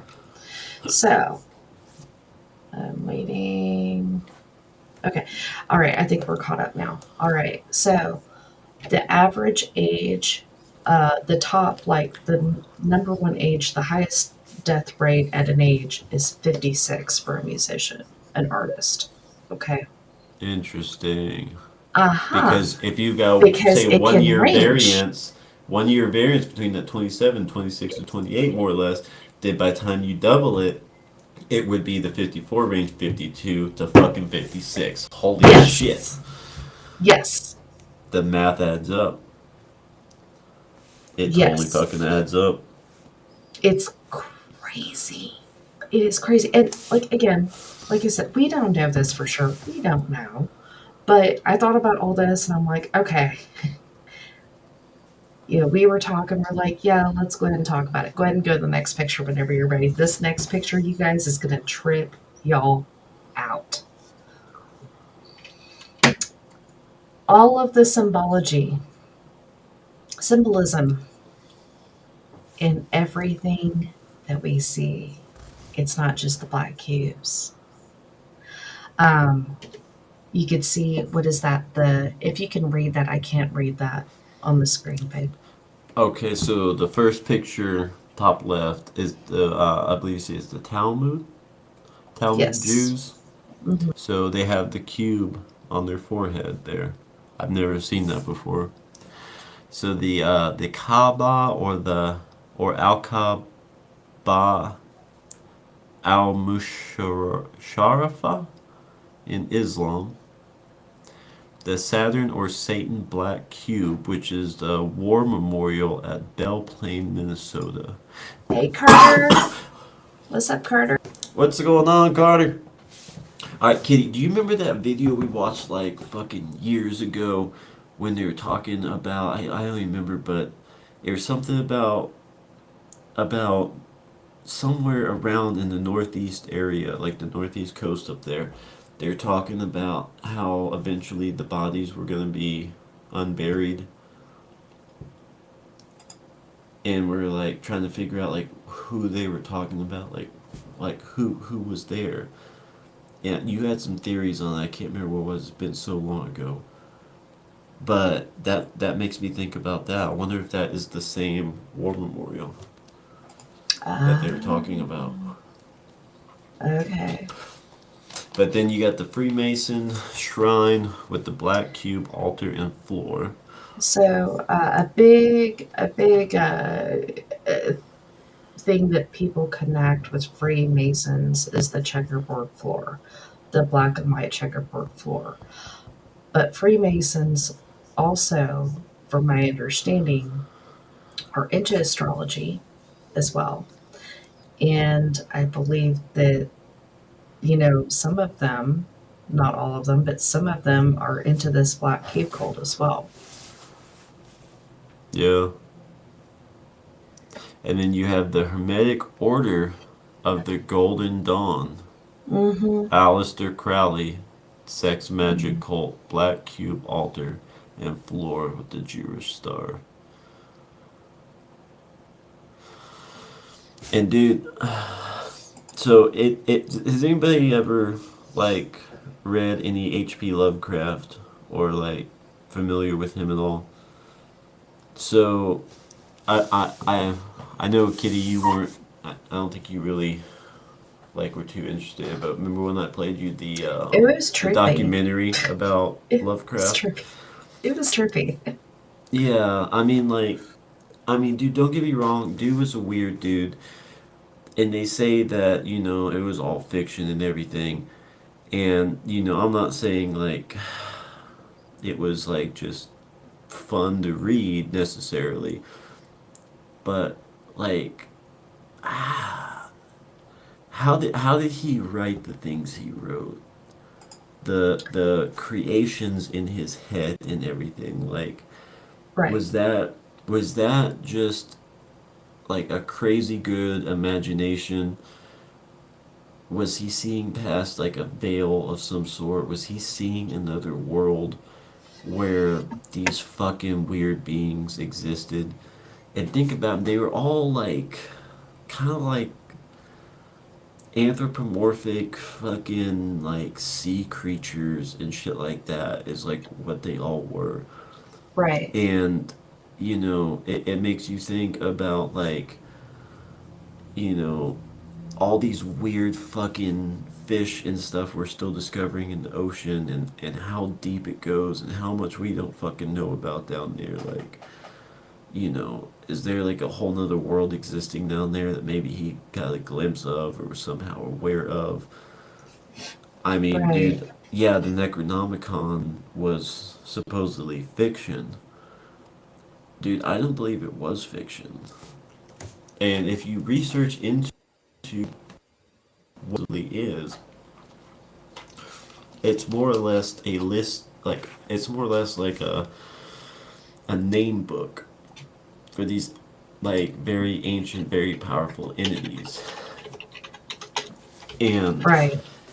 they say depending on how powerful the entity is, even so much as speaking the name can invoke it.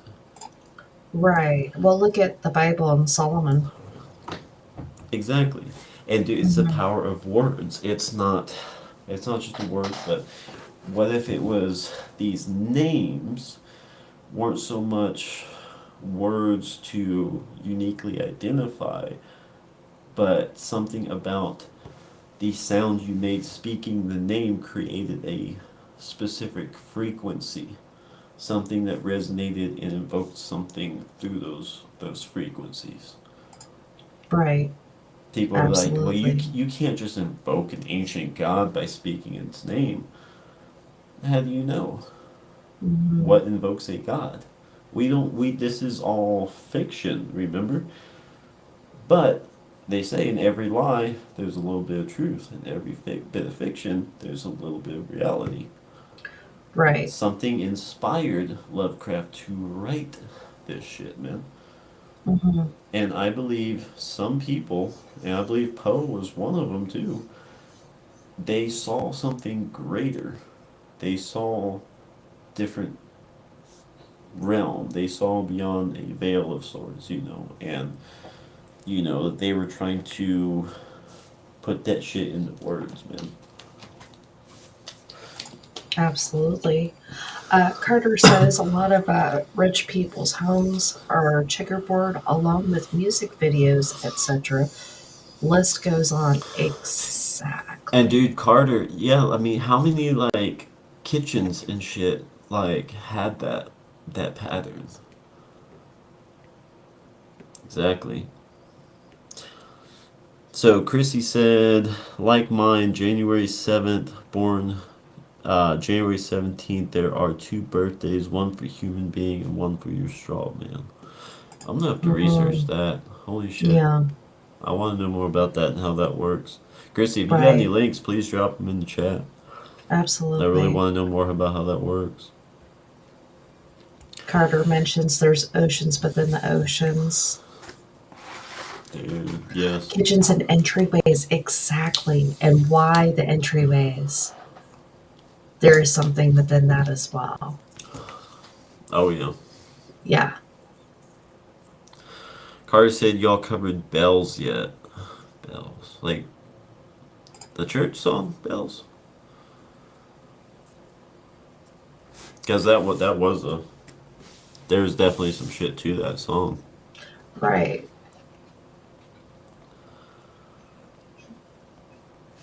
Pull up the lyrics.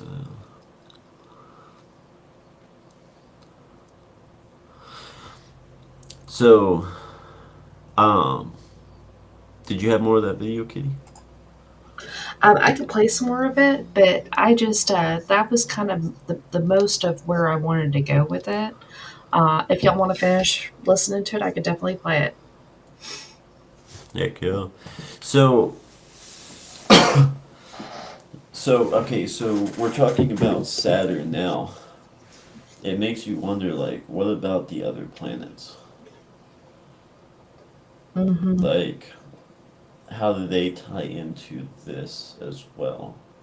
And okay, so Kitty, how many planets are we officially sitting at? Did we add Pluto back or I think we did. Let me look. yeah? Like okay, here's my crazy theory. I believe that at one point we did have 13 planets in our solar system. Me too. Yeah. And okay, so think like how does the solar system work? You got the planets that revolve around the star. So it's gravity that creates that orbit. It's that gravitational pull, and the planets are spinning as they're rotating. So the farther you are away from that star, the less gravitational pull there is, and you're not going to be pulled in as fast. And some planets may even eventually lose orbit altogether by not having enough pull to keep them in orbit, and they break off and release. Right? I mean that's Right. that's that's how it works. So what if a planet, you know, lost orbit at some point? Disappeared off into the stars, man. Froze up from not having any heat. just became a block of ice. Maybe got hit by an asteroid, comet, Right. whatever. Started breaking up into pieces, getting, you know, propelled in any which fucking direction, getting pulled into orbit back by the same solar system it left. Mm-hmm. What if another one? Absolutely. Maybe a tragedy happened. Maybe the core of the planet, something happened, and it imploded or whatever. But you know, what if that's the, what do you call it? The belt that's in our solar system. I think it's actually right outside Saturn, isn't I think you might be right. Hold it? on. Yeah, but like, I mean, dude, who's to say that's not reminiscent of a planet there? So what, that takes us down to 11. So, by the way, Pluto is not considered a planet. I thought that had changed. Yeah. Well, I Again, remember but everybody had like, whoa, that's loud, that's loud. sorry, guys. Um, but yeah, I mean, what if, you know, like, I forgot where I was going with that. But I mean, Planet X. X is the Roman numeral. Back to the Romans again, right? I Right. mean, our planets are supposedly named after Roman gods. Planet X is Roman numeral for 10. 10th planet. Some people say that's where the Anunnaki, are from. Mm-hmm. Some people say that, oh, well, NASA found this mass that could be a planet just existing outside the solar system, out in the dark. Right. I mean, what if that planet wasn't a planet? Maybe it was some Death Star fucking giant spaceship or some shit that is capable of moving. Like, dude, we don't know. And this, yeah, this could be all fucking nonsense, bad shit crazy. This is not absolutely the case in reality. But, dude, we don't know, man. There's so much we don't know. There's greater technology out there we know. I mean, the ancient civilizations had access to greater fucking technology than we ever would have believed. And like you said earlier when we were talking about this, what did the ancients do? You look at Stonehenge, you look at the pyramids, you look at, the The Mayan, the monoliths. Incan, the monoliths, you look at, everywhere, all these ancient technology people, and what did you say? They all what? Yep. Studied astrology I and mean, dude, astronomy. was it quartz? Run Mm, water, two streams in opposing directions with a quartz crystal, and you can generate electricity. What else do you use quartz in? Piezos. mhm. Look at a guitar with a piezo. I don't know about nowadays, but they used to be made with quartz. Any piezo in old school circuitry was quartz. Right. By the way, Saturn does not have an asteroid belt. No, no, no. It was between Saturn and, fuck, I don't know my damn planets anymore. Do you know which belt I'm talking about though? I don't think so. Are you talking about an asteroid belt or? Because that's what I looked up as the asteroid belt. Mm, Yep, you gotta mute yourself real quick. Alright, we're gonna pull this up real quick. Uh, so Carter said they're letting you know they're in the club. Yeah, all the church bells that got destroyed that have harmonic frequency. And dude, that makes me think about the Liberty Bell too. Like, what kind of symbolism was behind the Liberty Bell? right. Alright, so it was the Kuiper Belt, which was beyond Neptune's Oh, orbit. It was Neptune. And the hypothetical Oort cloud at the solar system's edge. So the Oort cloud, this is a theoretical spherical shell of icy bodies believed to be the source of many long period comets located at the edge of the solar system, according to NASA. Or, what did I talk about? That planet losing orbit, losing heat, being farther away from the star, and right. freezing. Right. The Oort cloud makes sense, man. Makes fucking sense. And Hmm. Carter said it too. We were talking about earlier, 13 months. Yeah. 13 months, 13 astrological signs, 13 fucking planets, and look at the number 13. Absolutely. And Yep. 13 is believed to be, like with the Masons, they're like, oh, they consider it an unlucky number. But it does mean something to them other than what happened to the And Templars. and look, they removed 13 from everything. Mm. 12 months, 12 astrological signs. Mm-hmm. Yeah. And, I mean, dude, they won't even fucking. Technically, if you count from bottom up, there's a 13th floor. They just won't call it a 13th floor. It doesn't make it not the 13th fucking floor anymore, man. If that is the floor that comes after 12, it is 13. Right. Like, dude, I think some superstition is real because it's not superstition, there's a meaning to it. But I don't believe 13 to be an unlucky number. I don't believe black cats to be an unlucky number. Shit, dude, I walk underneath ladders all the fucking time. That's just what you gotta fucking do, man. Dude, there's a saying, glazers are cursed for life. Because, how many mirrors we break, throughout our fucking careers. Like, dude, if that was really the case, yeah, I'd be, like, we'd all be unlucky sons of bitches, man. Right. Superstition doesn't mean shit. Like, but certain things I think do have deeper meanings, and there is some sort of connection. But those are very far and few in between.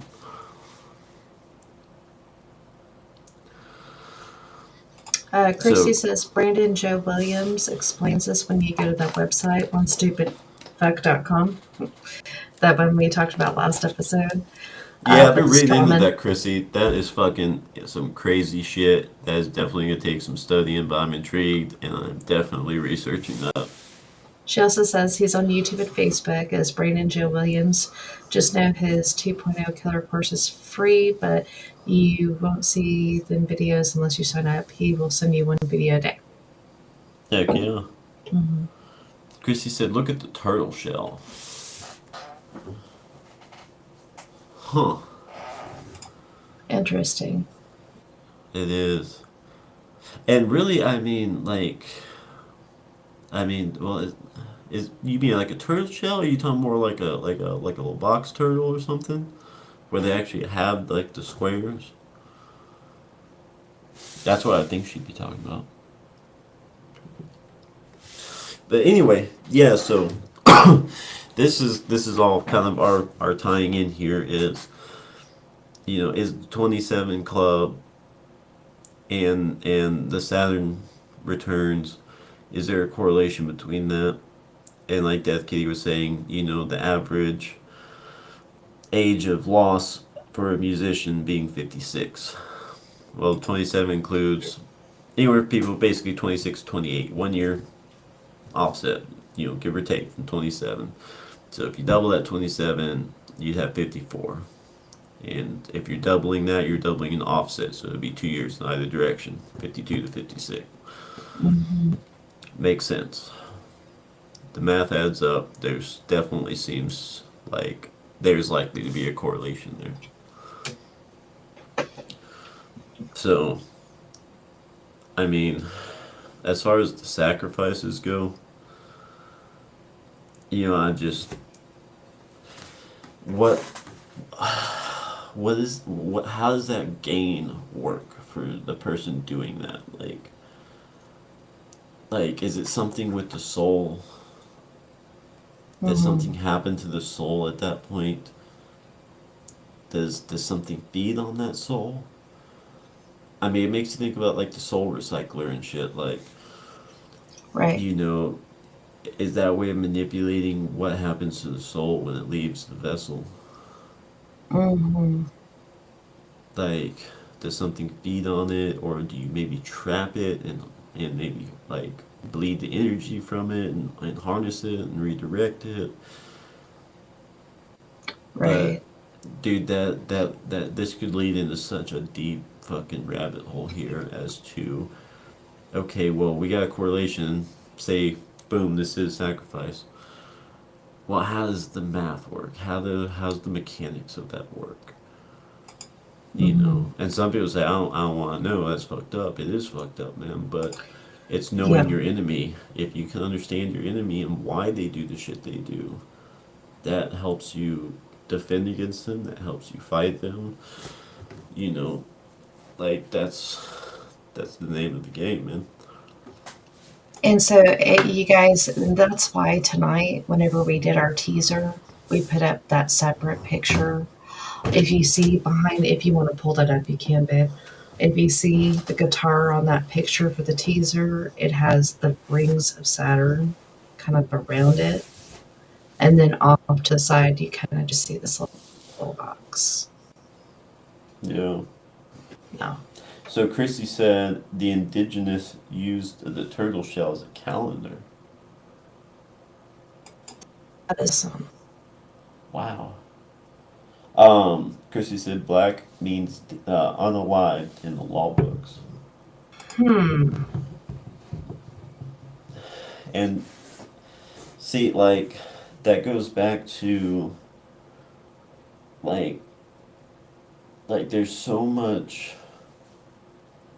like, I guess you say the elites, you know, like, and think about, I mean, the dynamics have kind of changed, but think about, like, from, like, even your and our perspective, Kitty, like, imagine that traditional, wealthy, say, businessman, you know, not necessarily a miser, not necessarily somebody who was a bad person to get their way there.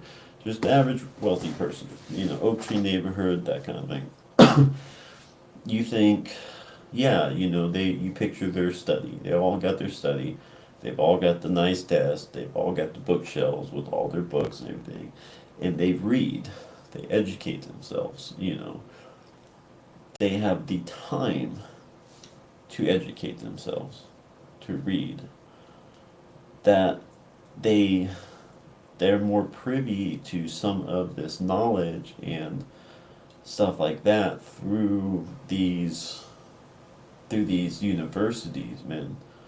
These universities where they have, like, say even like the skull and these secret societies and stuff, man.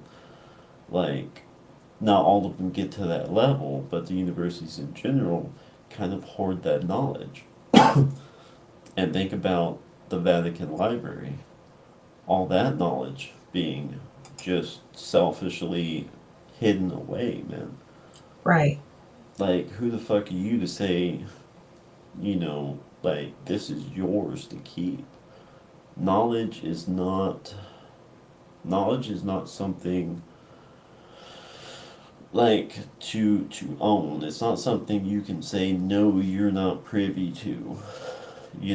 Like, I don't understand how people can see this as okay and normal. Oh, well, you're not wealthy enough, or you don't have, like, know the right people, so you don't get to go to this school and learn this knowledge. This knowledge is only for the select few. Right. That kind of thing. And even Mhm. then, back to secret societies, you have to know somebody or be a part of the bloodline to have access to certain information. I mean, hell, even when it comes to weaponry, man, I don't think there's any reason any other country should not know how to make weapons. I mean, of course, we don't want to just hand over the materials necessarily and say, "Hey, here, make a weapon so you can come, attack our people." But dude, if their scientists can figure it out and they have all the elementary knowledge to figure out how to make the weaponry on their own, fucking let them, dude. That's that. I don't feel like we should keep another country from being able to be advanced and advance their defenses and shit like that. I think that should just be a push for us to maintain an educational edge and instill how valuable true education and knowledge and intelligence in our younger generations and people and all that, so that we constantly want to learn and constantly want to educate ourselves, and and we have better scientists, we have better people working on our defense programs and shit like that. We should just strive for that, and always try to be better, not as we have to be better than everybody else, but just because we're taking pride in our country and we want to protect her. Right. Absolutely, babe. And a lot of that is, we just need to think about us. I know sometimes we can't get away from certain other things and helping out with other countries, but dude, we've been putting every other country first for so long. We just got to put ourselves first and try. Look at how far we've fallen behind with everything, with helping Oh, everybody all the time. oh yeah. And dude, I And I know mean, that's not what you were quite saying, but it's just to add to but your it's true. point. No, it's true. And dude, I'm all for lending a helping hand. I don't believe for a second we should ever be selfish and not lend a hand to others who need it, man.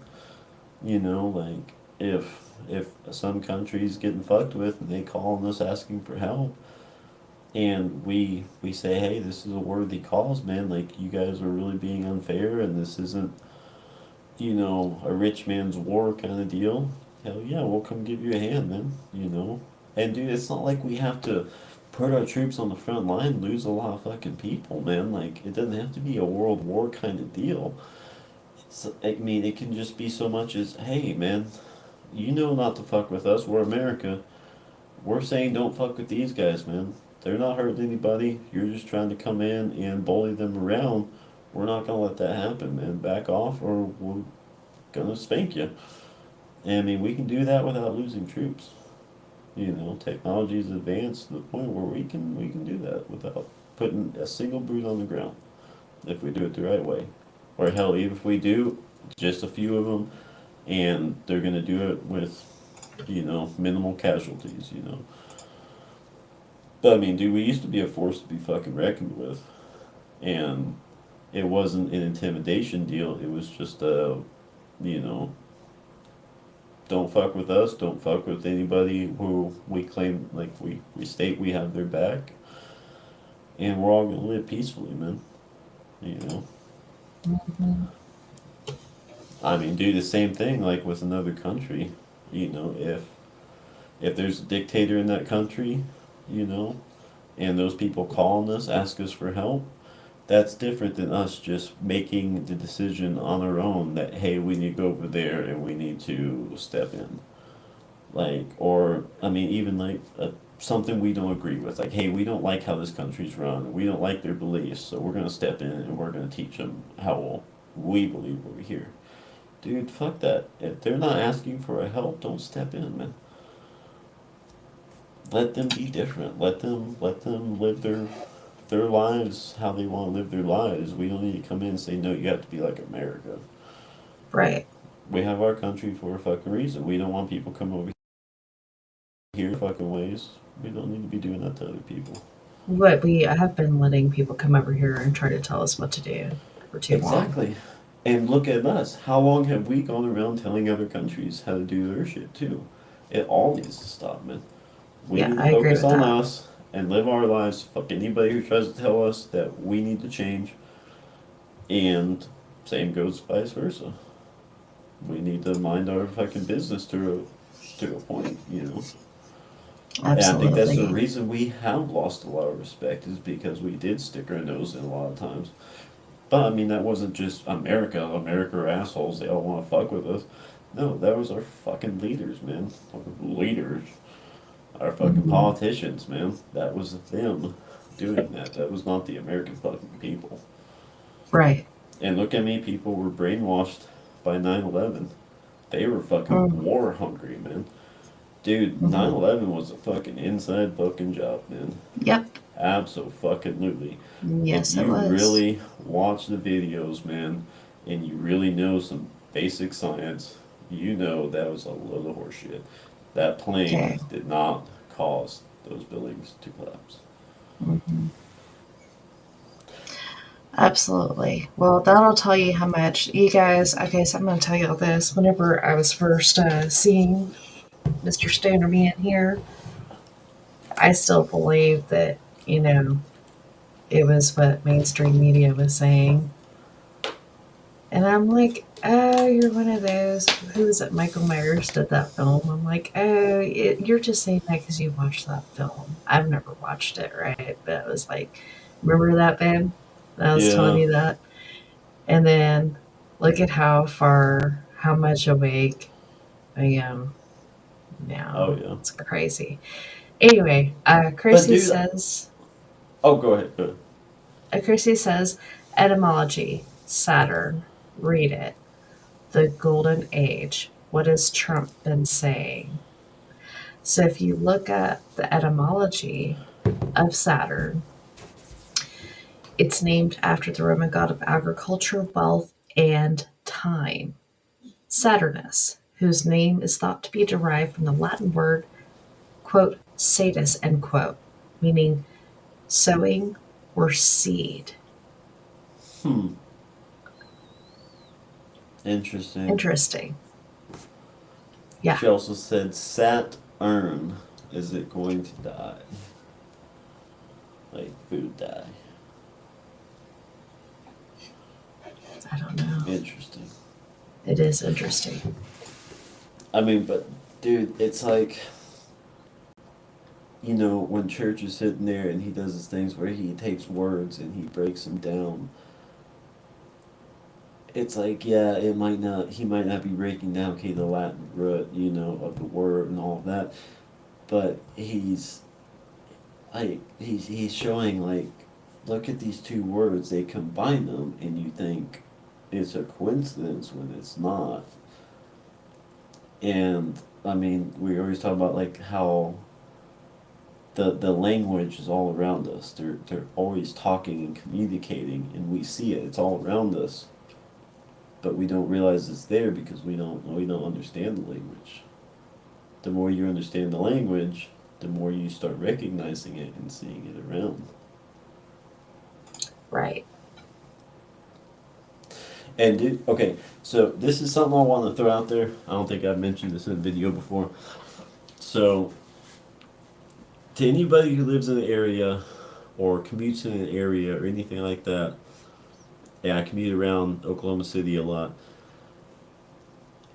Like where there's a heavy homeless population. What in the fuck is up with the baby strollers? I see a lot of homeless people pushing baby strollers. I see a lot of baby strollers just empty, like on the street, under bridges. And it's like, okay, well, they found it and they're using it to push their stuff around. That may very well be the case, but where in the fuck are they getting them? Dude, you always see shopping carts or something like that, not baby strollers. Where are Right. these strollers coming from? Why It's are so very many homeless disturbing. people? I don't know. Is this just an Oklahoma City thing? Has anyone else seen this in the bigger cities? But where are these strollers coming from? It is disturbing me. I saw one dude pushing one that was made for twins. I'm like, what the fuck is Where are going on? those And then babies? Where are those exactly. babies? And dude, like that's the thing too. It like these don't look like they're all like ratty, nasty, like somebody tossed them because they're old and worn. And dude, dude, that shit's not cheap, man. So why would you just throw that away? That Especially is in these what bigger I was cities, going to say. these are not high income areas. These are low income areas. Low income area people don't throw expensive shit like that away. If they don't have a need for it and they're not planning on saving it and like passing it down or something, what do? They sell it or they take it to Mm-hmm. Goodwill or something like that. They're Mm-hmm. not just throwing them out for homeless people to grab, and not just all of a fucking sudden within like the last 6. No, where in the fuck are these strollers coming from? Right. Chrissy also mentioned that we should read the second paragraph of that, and I agree with you, Stone Man. It is very disturbing. But I'm going to get to her second comment here. When she's talking about what you're talking about, she says most homeless people are losing their kids to CPS, which are trafficking. Yep. Uh-huh. And see, I was kind of wondering, was it that or was it snatchers? Mhm. Was it maybe people snatching them off the street? Maybe snatching the moms too, and just leaving the stroller there. Mhm. You know, but I don't know, man. I do believe that CPS is involved in a lot of that shit because I've seen the gross negligence and the gross I don't give a fuck attitude towards good parents with kids in terrible fucking situations. Absolutely. Like, They would what kind rather. of. Sorry, go ahead. Go ahead, babe. I was gonna say, who in the hell bastardizes a good, honest, loving parent and protects a shitty, abusive one? Right. CPS. Hmm. Who will break the law and let a child live with the parent that it's not in the divorce paperwork where they're supposed to live? So they go Yeah. to live with a non-custodial parent, but they just allow it, and they don't. They're not a judge, but they're just like, yeah, that's fine. And if they do get involved immediately, it's only supposed to be temporary. So why has it have been years now? Why is that? Why is it that you know the other parent can't even talk to their kid? Why? Yeah. And then this parent goes and tells that agent, and what do they do? Blow them off. There is something very wrong with that. And You ain't dude, you. expecting your child.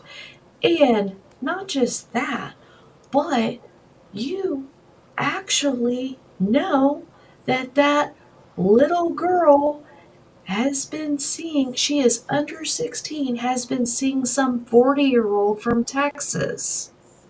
Oh yeah. What is going on? But you're just allowing it. What? No, you're into some crap. Nah. But I Oh will yeah. give this for this state. Gabe Woolley, he is a newly elected representative in Oklahoma, and he is calling out all this crap with DHS. We call it DHS where we're at right here, right, baby? We call it Yep. DHS. Anyway, he's calling it all out, and he is trying to get bills passed and everything else to actually protect the children from crap like this.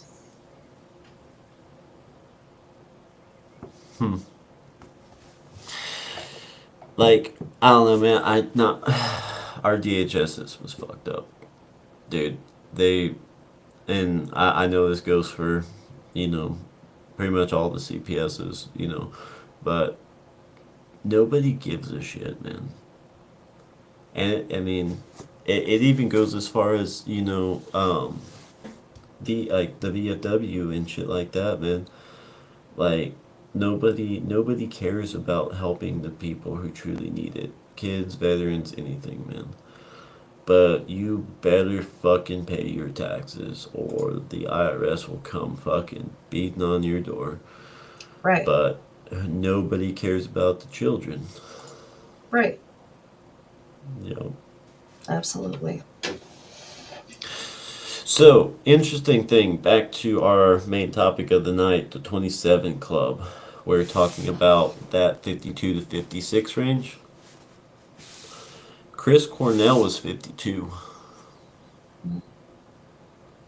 And dude, Cornell was incredible, dude. Yeah. He was absolutely incredible, man. Charlie Murphy was 57. That was Eddie Murphy's brother.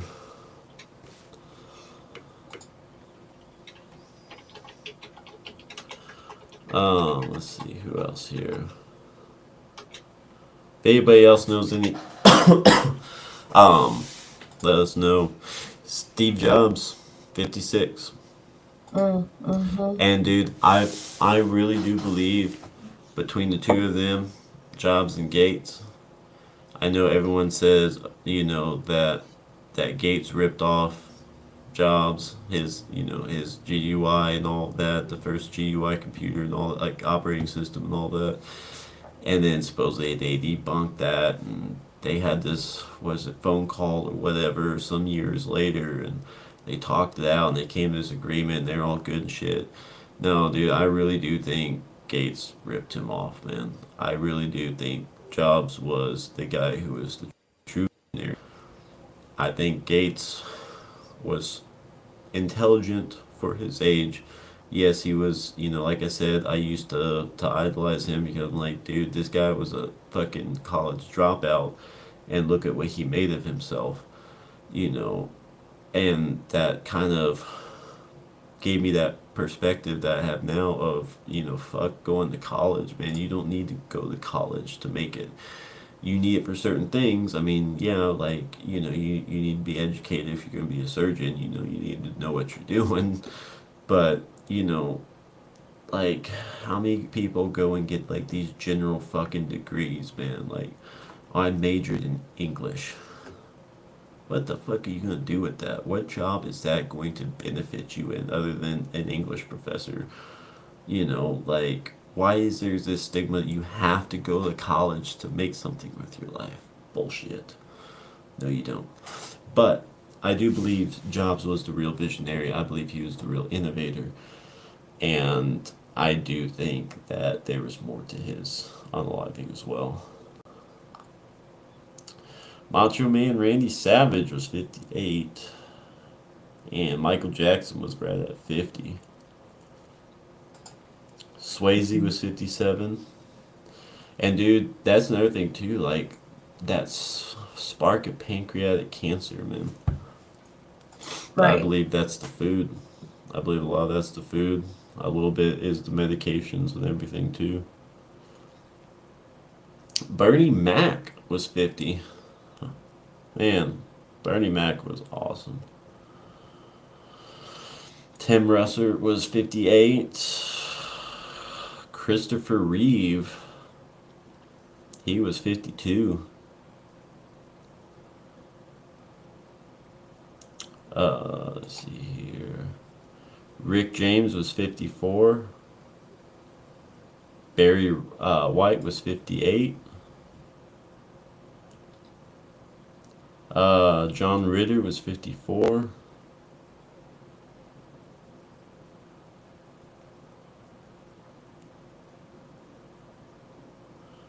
George Harrison was 58.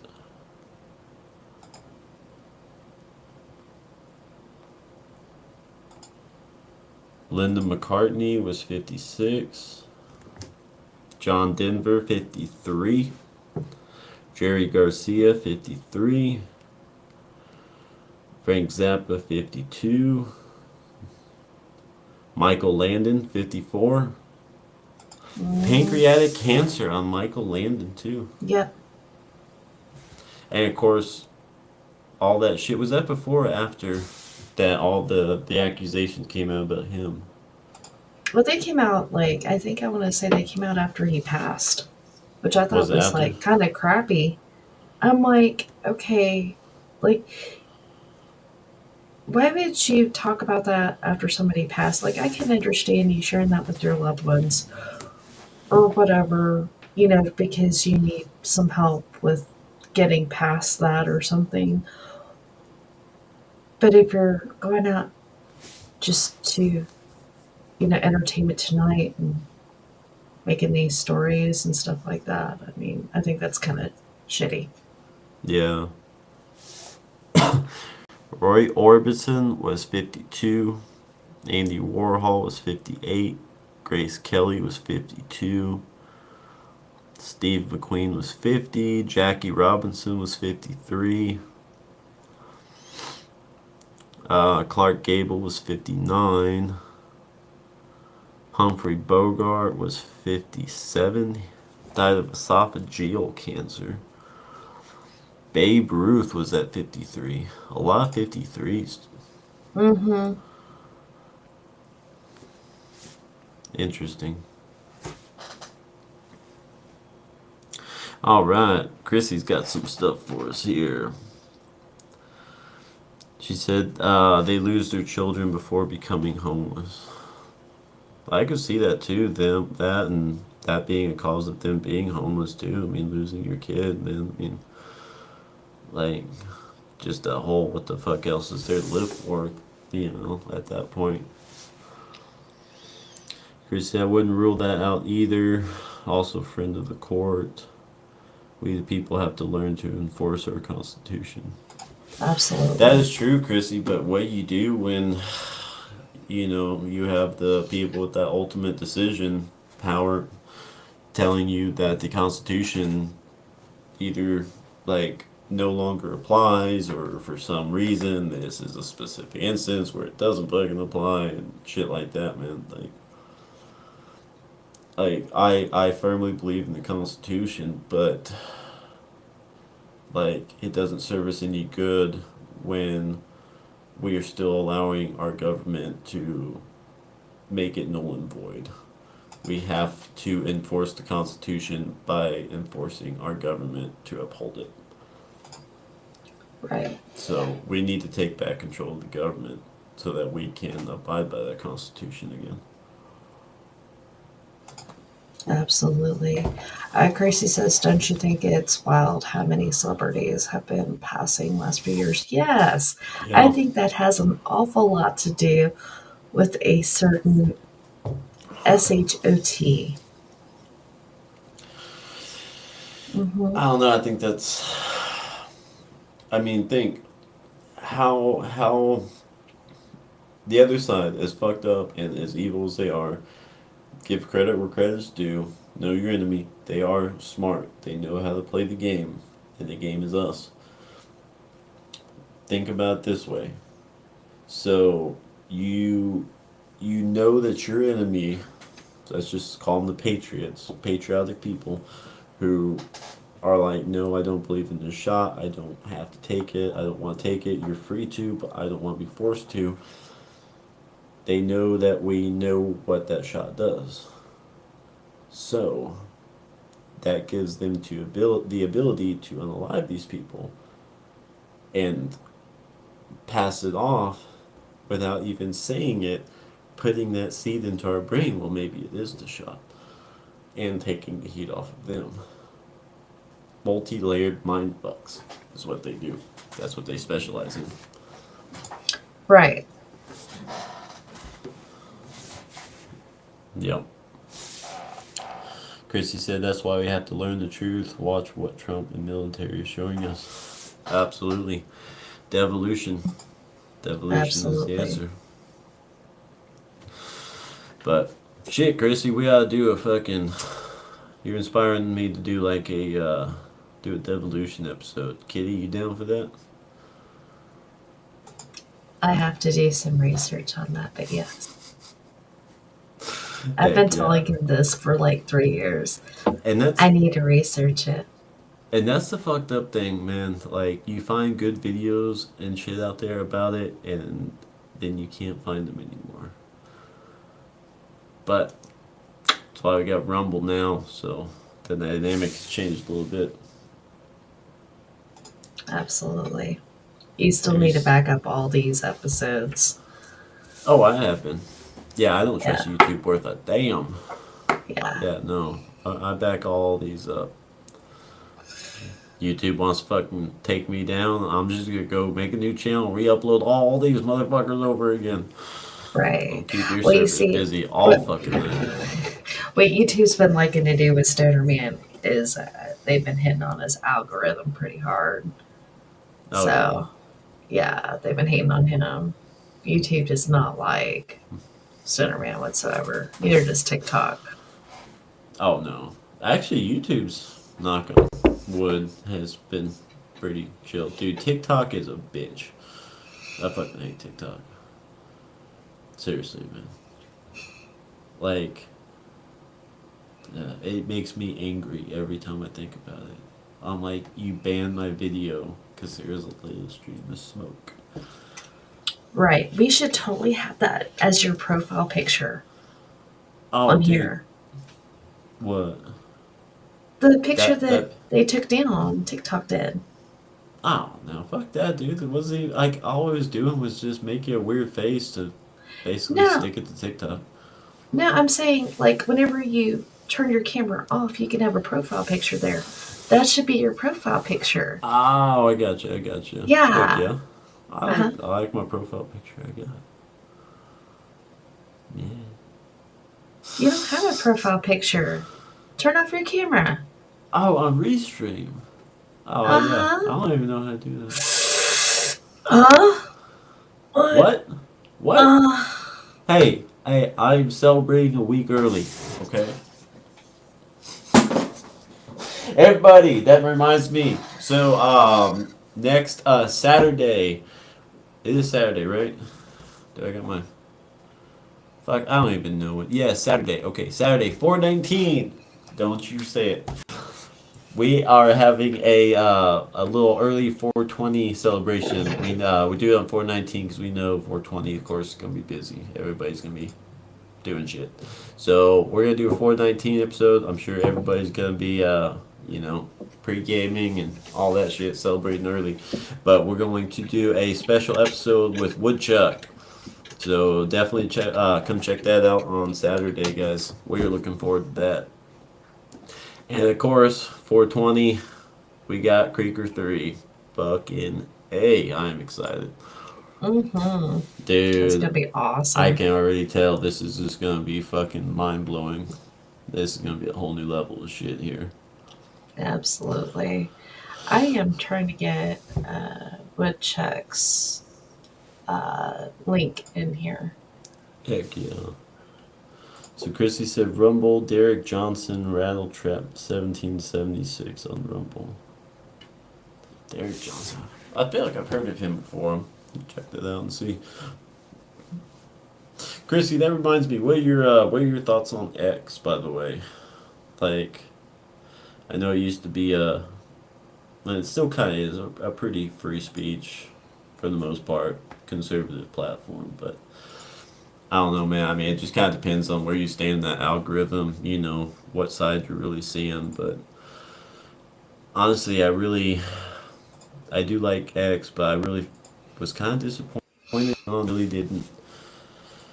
I feel like there's still a lot of shit that is getting unfairly censored. You know, there's there's more people making threats and doing shit that they shouldn't be doing on there, and people who are just trying to have that freedom of speech and say what they believe are still getting censored. But I'd like to know what you think on that one.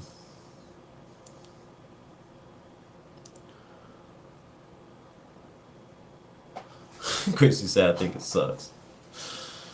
Yeah, I mean, True Social. I don't know if you checked out True Social. That definitely seems to be the better platform for sure. But I just, I feel like X. I mean, nothing wrong with politics and all that and all that, but I feel like X is almost solely political now, and I feel like it's there's so much potential for it to do all kinds of great things.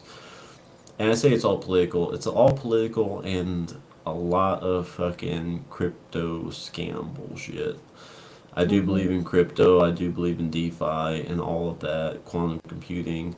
That's going to be a big positive step for us, and in a new, basically putting the economy back in order. But a lot of that crypto shit is a scam shit. A lot of people are fucking people over with it. Right. And I noticed that here lately, that algorithm on X has gotten really bad. Even for the top people like Cat Turd and Gunther, and Oh you yeah. don't see near as much traction on their stuff anymore like there used to be. Even on my stuff, which I was never big. I was always a small account, and I would at least have more views. I have hardly any views for anything. It's like, it's ridiculous. Oh yeah. Hmm.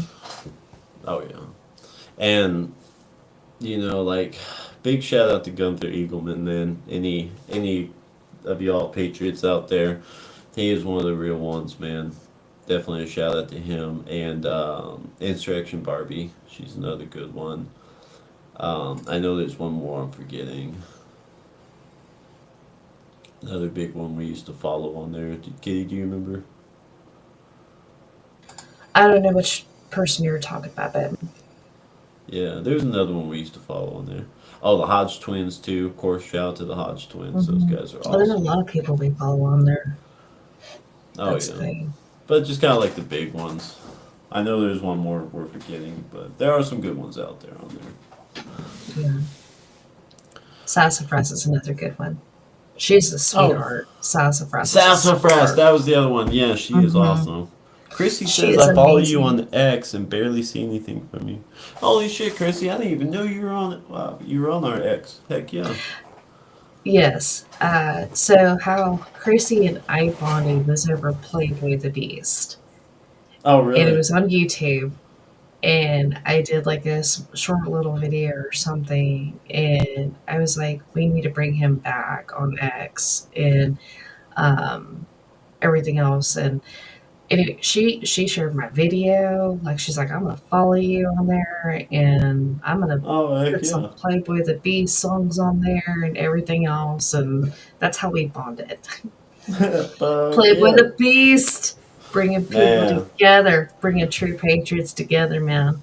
Oh hell yeah, man. Dude, and I really feel like he's one of the real ones, man. Like I said before, so many of these artists have capitalized on the political shit in both directions, man. They do, And and you know what? and he's Honestly, he's actually been through some shit. He's paid the price for his fucking beliefs, man. Whereas a lot of these mhm. other people, they haven't really done shit. So can I say something real quick? Go for it. Okay, I'm noticing that a lot of these people, now that they're bigger, don't want to rock the boat. Oh yeah, You go and you try to tell them something, they just turn their head like they don't want to hear it or they don't want to you talking go about the there. artist or in No, general I'm or talking about just the everybody? bigger influencers, not all of them, but the Oh bigger yeah, influencers on X. oh yeah, dude. Very few, man. And Very few. and they don't care. It's like they don't care. If it's not right within what they need to make their paycheck for their algorithm to work, some of them don't care. Like I saw one guy who is a bigger person on X going and sharing a Yadam Crahoon screen recording from his Instagram talking about where's his money that the government's stolen from him. He's like, look at this dude. He's yeah, yeah. And then dude, I'm Wow. sure he knows who he is. All of that's a setup. Just like the Tom McDonald fucking interview was a setup. Now, I have nothing against Native Patriot. I just don't believe he knows about Tom McDonald the other ways and everything else. But dude, okay, here, I'm gonna say it. I don't give a shit. You ready? If you are gonna be a fucking patriotic red blooded American, you stand up for it all the way. You don't just do it because that's what fits in at the time and that is the way it's gonna be for right now. You don't Exactly. stick up for certain things and not because it's gonna rock the boat or I'm gonna lose followers or I'm gonna lose clicks or people aren't gonna like me anymore and I need my paycheck from X. No. If you are true patriotic red blooded American, you're gonna stand up against Satanism. You're going to stand up against people messing with kids. You're going to stand up against liars. You're going to stand up against people that are effing other people over and hanging out with those people who are effing other people over. Absolutely. And y'all are becoming just like what we fought against. So fuck y'all. Absolutely. I mean, dude, even look at Ben Shapiro And Roseanne, man, I mean, dude, Roseanne was all big about supporting Trump and everything, and here she is doing shit with Tom McDonald. It's like, dude, okay, I'm not saying she has Hey, British any. Bulldog. What's up, Bulldog?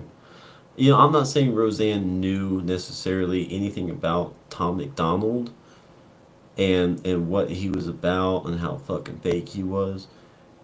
But I am disappointed in her because, okay, say, say I'm famous for whatever, well known, and I had an opportunity to even though I'm not an artist of any sort, go and do a song with somebody, an artist who was supposedly, supporting the same patriotic cause I was. I would research about this person. I would get to know them and say, hey, is this somebody I want to fuck with? Is this somebody who is actually like a real one, or are they doing this just for the publicity?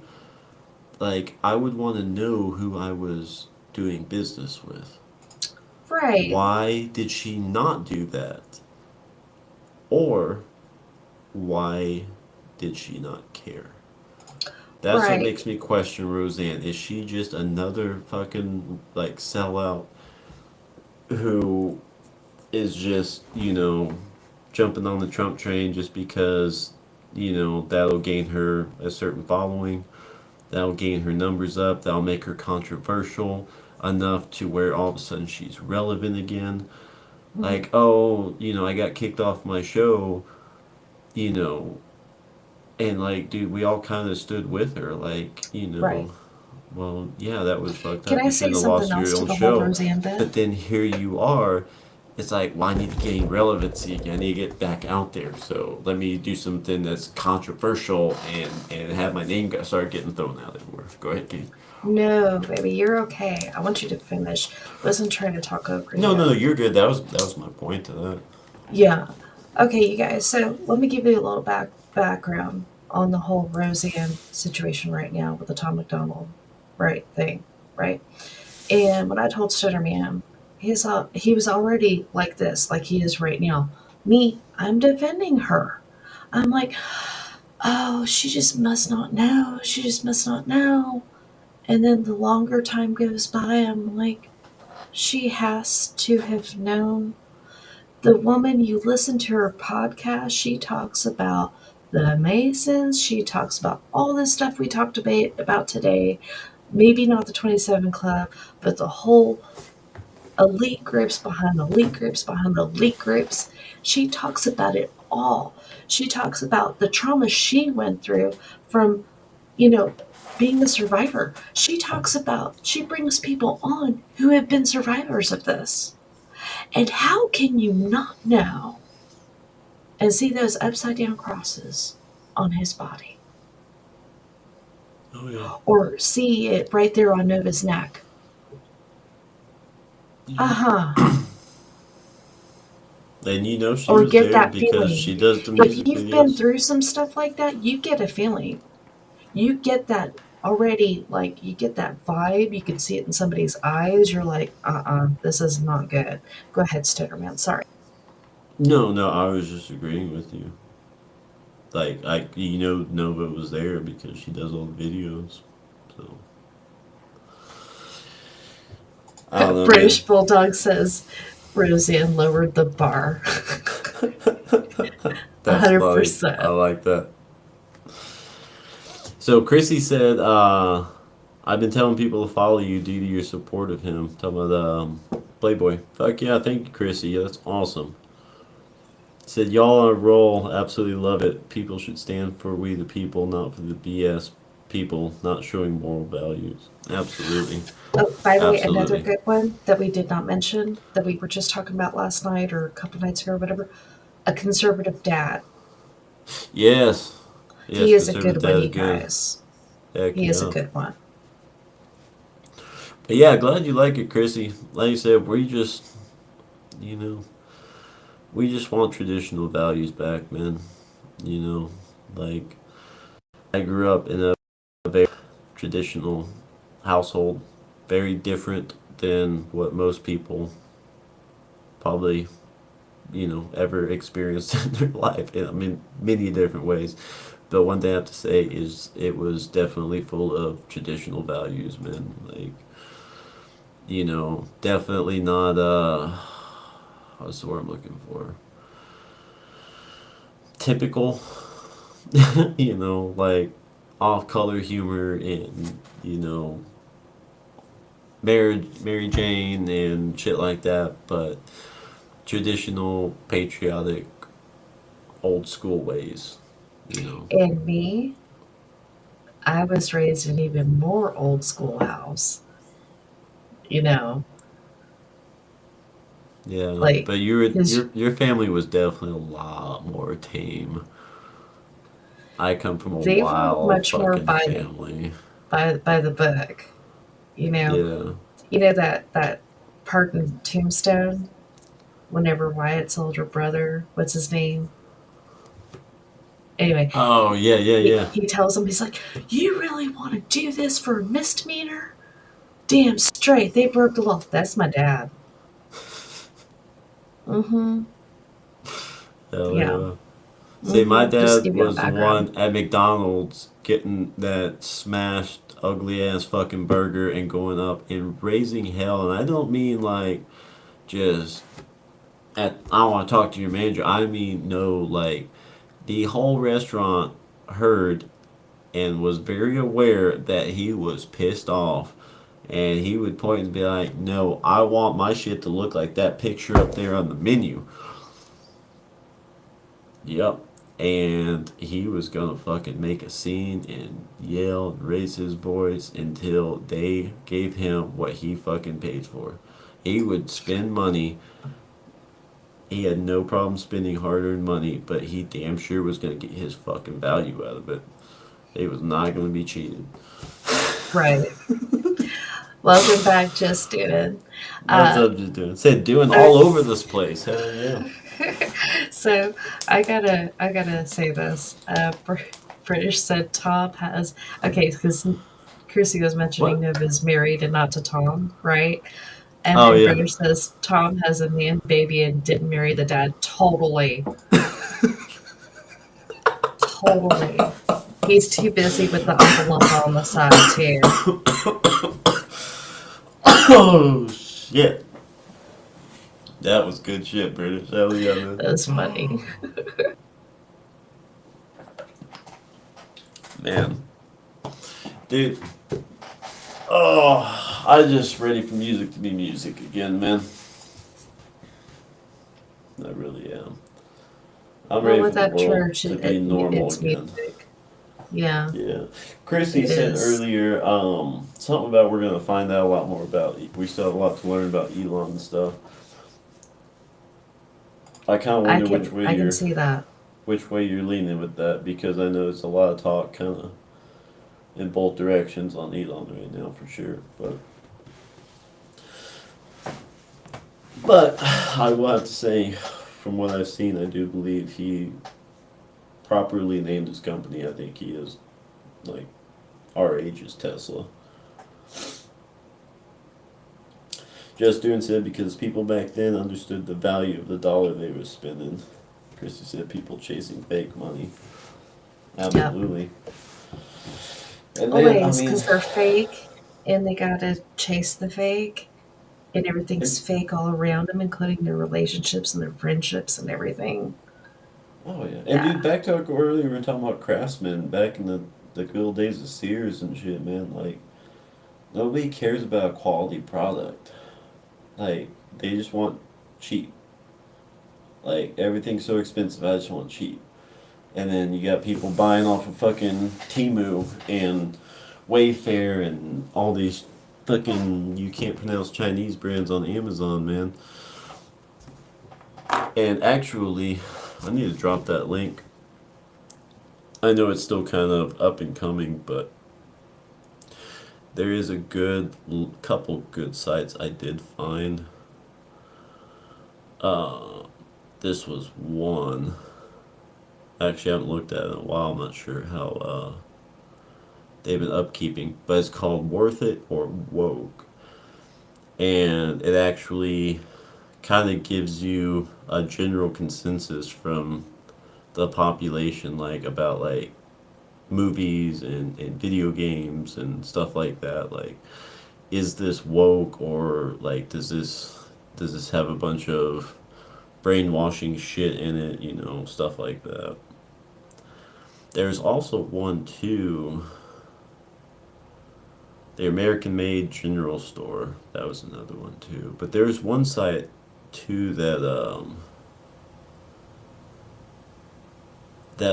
basically listed out all the companies and kind of their stance. Like, okay, this company, they're all about DEI and shit like that, or this company, they're funding, the Biden administration, whatever. This company, they stand by not from outside the country, and that way you kind of see like, okay, this is who I'm giving my money to, and Hmm. we are very picky about that. Like, I know it's hard, See, the tariffs but aren't there going to are affect still. us. Oh no. And dude, everyone's pissed at like, what was that? This supposed phone call where Trump was talking about how all of his buddies, billionaire buddies, made a bunch of money from his whole tariff deal.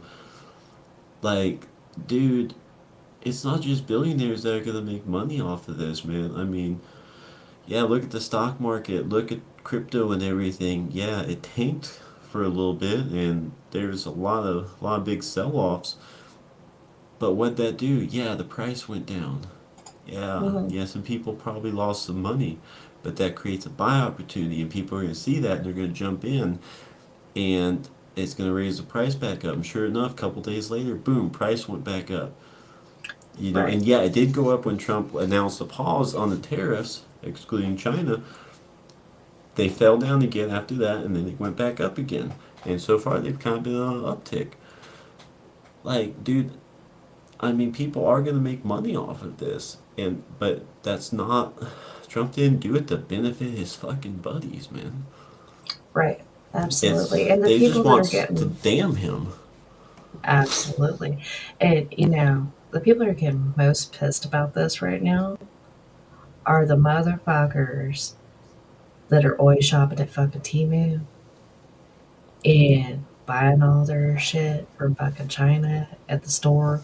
They go to Target, man, make sure it's made in China because it's cheap. Oh They're yeah, constantly and like, look, dude, we're cheapskates. You and I are. We're bad. Like we're cheap. We don't like to spend money. But when it comes for our country, oh yeah, dude. we We will. spend more money than we have to. Like, but dude, we could definitely spend less at the grocery store, but we don't. We don't buy a bunch of artificial shit, a bunch of preservative shit, a bunch of fucking shit from other countries, a bunch of shit from woke companies. Dude, I stay far away from fucking craft as much as I possibly can. I've really tried to filter out any company that I'm aware of that craft owns and not even buy their shit. Any company with some fucking GMO shit, and I know I sound like a fucking vegan here, but dude, the vegans are on something with the fucking whole non-GMO shit, man. We don't need to be eating shit that was been modified like that, man. I'm all about organic shit. I don't think we should have to pay extra for organic. I think organic should just be fucking the way it all fucking is, man. It should just be plain and simple Absolutely. organic. There should not be another fucking option that you have to pay more for. Right. You're missing some funny shit in the chat, just so you Oh, know. I'm watching. I'm watching. Can we tear off the money Uncle Sam takes out of our paycheck? Man, I know everyone's excited. Like, all, really wants all these like reimbursement checks and everything to go out. People are even getting impatient over it. I mean, yeah, dude, it would be awesome to get a reimbursement check for all the fucking money we've had to pay to fucking worthless bullshit. But I do believe that will come in time, if at all. But I mean, hell, I'm happy if we can just make living affordable again, man. That would be payback to me. Like, if we can just have a comfortable living situation for everybody, where if you work hard and you're not a lazy fuck, you can live comfortably. That should be all it is. Absolutely. Chrissy mentions now they are speaking, we are in a continuity of government. Continuity of government. Ah, Yes. yeah. Organic should be cheaper. Yes, British. Absolutely. Doing Well, they're said, not why I spending gotta. money on pesticides, so why shouldn't it be cheaper? Oh, hell yeah. You know? Just doing podcasts. Yeah, why I gotta pay money to an uncle I never met. Uncle Sam is an asshole. Dude, really, for real, man. Because he said, why are we paying for plants or electricity? Hashtag Mm-hmm. make living affordable. Fuck yeah. Yes. And dude, Yes. yeah, man. Like, and that's why we're gardening, man. We're trying to, as we move up in life, as we get more land and everything, to utilize it, man. I don't want to be that asshole that sits on 50 acres and doesn't fucking do anything with it. Like, you know, fucking plant some shit, grow shit, farm, get some horses, do something productive. Even if you're not necessarily making money, if you're just contributing to the land, man, the land will give back to you. Absolutely. And especially if you can grow your own food and, sustain yourself off that land. I mean, man, I would love enough land to even just farm, grow food on, hunt, and just live off that land, man. I mean, seriously, who needs to work when you can trade? Yeah, Mm-hmm. look here, I'm hunting and I need to eat, but then I have pelts. I can go sell the pelts and get some money, and I can buy some ammunition. I can buy whatever tools I might need that I can't forge myself. Right. Or hey, maybe you got a neighbor who, they're a blacksmith or something. Hey, I'll trade you some meat. If I need a new hammer or whatever. So I can, build some shit. Simple shit like that, man. Or hey, man, Absolutely. if you got some extra money, I got these materials here. I'll sell them to you, and take that money and go to the, little general store or whatever, and buy what you need. I Mm, mean, dude, there's nothing wrong with commerce, man, but like we're just so dependent on money. absolutely. We're not dependent upon our skill. We're not dependent upon our ability to survive. We're dependent upon money because money can help you survive. Absolutely. Chrissy says, why we have to learn negotiable instruments, stop being debt slaves. Hmm. Absolutely. Check Barter. out Land Moto on YouTube, she says. Hmm. Heck yeah. Just doing said, why not have entire communities grow food and barter with other communities? Like y'all grow beans, I grow rice. We both eat beans and rice. Go figure I've unlocked the key to happiness. Dude, why did we get away from that? That's the thing. We used to live like that. And we got away from it, man. We got too damn dependent because they wanted us to be, man. We started making all these big cities and shit, man. Started Absolutely. building multifamily housing and shit, and That all people. started with the Industrial Revolution. Yep. And dude, I mean, don't get me wrong. There's nothing wrong with advancing our technology and stuff. Like, but we lost our core survival, man. Like our ability for survival. Mm, Brandon said, "Buy cookies. I'll grow cookies."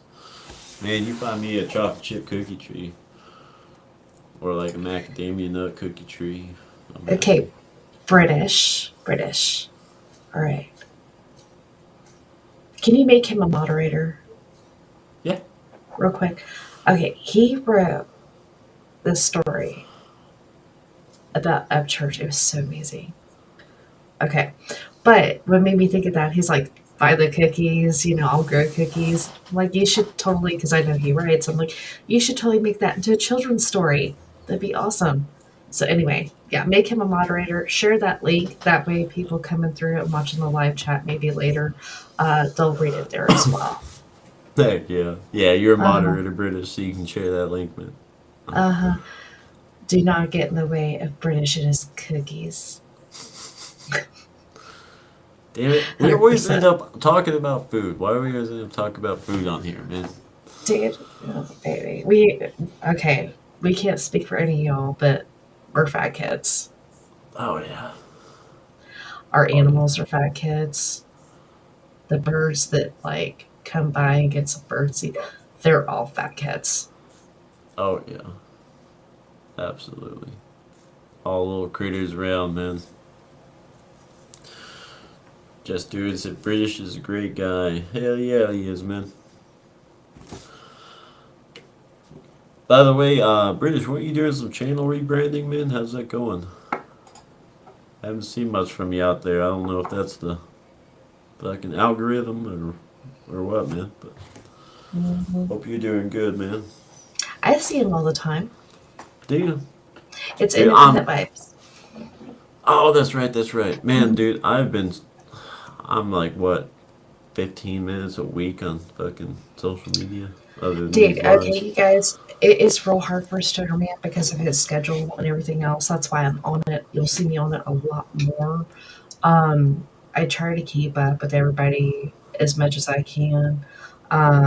If y'all ever need to get something to me or anything like that, get it to him or something.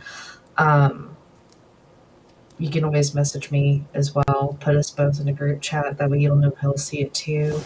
Um, anything that you want to share, whatever, will be here. But if you send something directly to him, because of the way his schedule is, it's very hard for him to get to it, and it's been crazy, and it's just going to keep on getting crazier for him. So just put all of us in a group chat, and that way I can let you know. Yeah, hey, these are the hours. So I'll screenshot it to him and see if I can get a response sooner that way. Heck yeah. Yeah, this Mhm. time of year, up until about November, is just balls to the wall for me. So, Bruce, I don't like on Instagram as much. I get banned if I like too much. What, for real, man? Damn. Fuck it, social media. Like, It's we also where need. he lives. Yeah, that's true, that's true. Man, we Mhm. really need a fucking platform, man.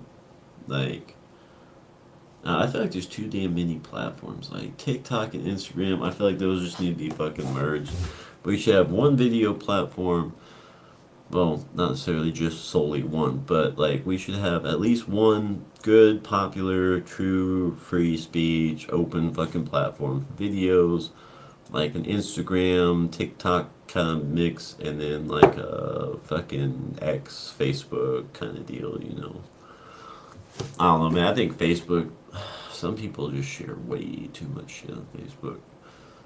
You know, like, why are you putting so many pictures of your family up there and your profile's not even private? And how many fucking weirdos are creeping on you and stalking your family? Like, anybody ever watch Foamy the Squirrel? He's like, it wouldn't hurt to think like a serial killer every now and then. Like, for real, man. Like, think about like some of the weird shit these people do and how easy that is to happen to you and why are your kids on Facebook, you know? But I don't know. Maybe that's just me. They don't like us doing too much liking. Damn it. Why they gotta be like that? Just doing so I don't do group chats. We need a platform called If You Don't Like It, Get Out. Fuck yeah, man. Fuck yeah. Freedom too. And you know what? He's gonna make it look like more of an American icon if he really does do that. Oh Because, yeah. Elon's a little bit of a smartass. Oh hell yeah. Man, I know a guy that thinks Elon is just like the most like selfish, like evil, like dude, like that like walked this earth. I'm like, man, you. I don't know what his true intentions are, man. I don't honestly know what anybody's true intentions are. That I haven't actually personally met and spent time with. But Right. like I just haven't seen any of those actions from him. Like, seems like he really truly is trying to do good. And that very well could change. I'm not saying he might not ever end up being a snake, but I'm damn sure not going to assume that he is one. Like, so far he's done good. He's stood by his word, and until that changes, man, I don't see any reason to bastardize the guy. Right. Yeah, I mean, he's catching enough shit right now, man. Absolutely. British, I'm staring at Elon's SpaceX right now in some Brownsville, Texas. That's cool. Dude, man, it's so cool. You can get like those star map apps, and you can just like hold it up in the sky. You can like zoom in and say, okay, this is this planet, this is this satellite and shit. Those are cool. British is looking for a ride out of the UK. Hey, we should just like start a pool, man. See if we can get you a fucking little underground railroad or something over here. Totally. Get you a coyote, man. Bro, don't steal. That's Heck funny. yeah. Totally. Dude, Man, that'd be cool. it has been a week, guys. It has been a fucking week. I am happy that it is not only Friday, but I am happy being here, fucking chilling with y'all, man. Us just hanging out, talking about some shit, man. This is fun. Definitely a good way to unwind, man. I really do hope that we pass that on to y'all, man. Just free thought, man. Just talking about some crazy shit, vibing, all that good stuff, man. Absolutely.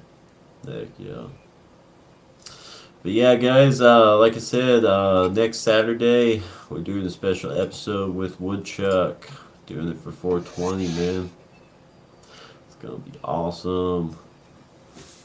That and Razor Ricky, he has his album out, and we are going to be doing a review on that tomorrow. Releasing it on Sunday along with some more reactions. So, man, if anybody has any suggestions on the reactions, anybody they they want us to show some love to or anything, man, shoot those over to us. Primarily, shoot them to Death Kitty. She keeps up way better than me. But I gotta be doing mowing first thing in the morning. So You would if you had more time, baby. It's just your work schedule. You work very hard. Okay, so you said it. You said it. Hold on, I'm sorry. I didn't mean to interrupt you. Anybody ever watch Twilight Zone? Do you remember the librarian episode where the guy he just wants to read? He just wants to read his books. Everybody's always fucking with him, and he finally like the world ends. Everybody's gone, and he finds like the old library and a bunch of books, and he sits down to read. And he breaks his glasses, and he's like, "There was time. There was finally time." That Dude, was a messed up episode. Dude, I feel for him. I'm like, dude, sometimes that's what I feel like. I'm like, I just want to be left the fuck alone. I just want to chill. I just want to like, mind. I want to study some shit, man. Like that's relaxing to me, man. They keep us so preoccupied and so busy, so we can't do that, man. Only That's the rich true. have the time. Only the rich have the time to study. That is true. So if y'all ever want me to go into the breakdown of those, and the Industrial Revolution, you'll let me know. Bet you a link Gabe is sent, and I don't know if you can get that up. It looked kind of cool. What is it? I think that's Sorry, you broke up a little bit. I think it's him on the boat over by SpaceX, I think. Oh shit, really? Did you send it to me? Yeah, on Instagram. Okay, I'm gonna pull that up. Okay. I want to check this out. Hell yeah.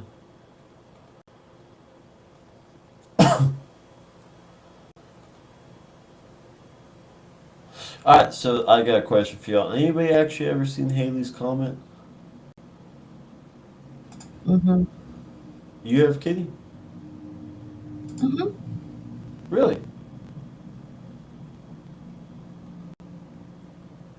Why do you sound so surprised? Just because it doesn't come along very often. Ah, Some people only get it once in their lifetime, if at all. yeah. Alright, let me get this up here.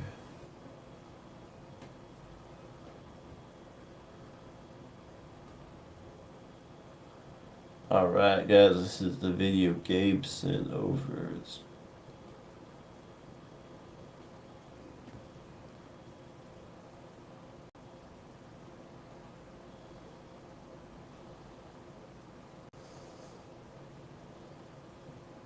Oh, wow.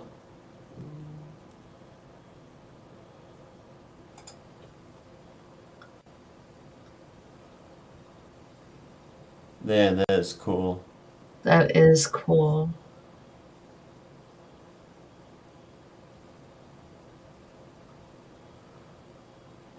Wow.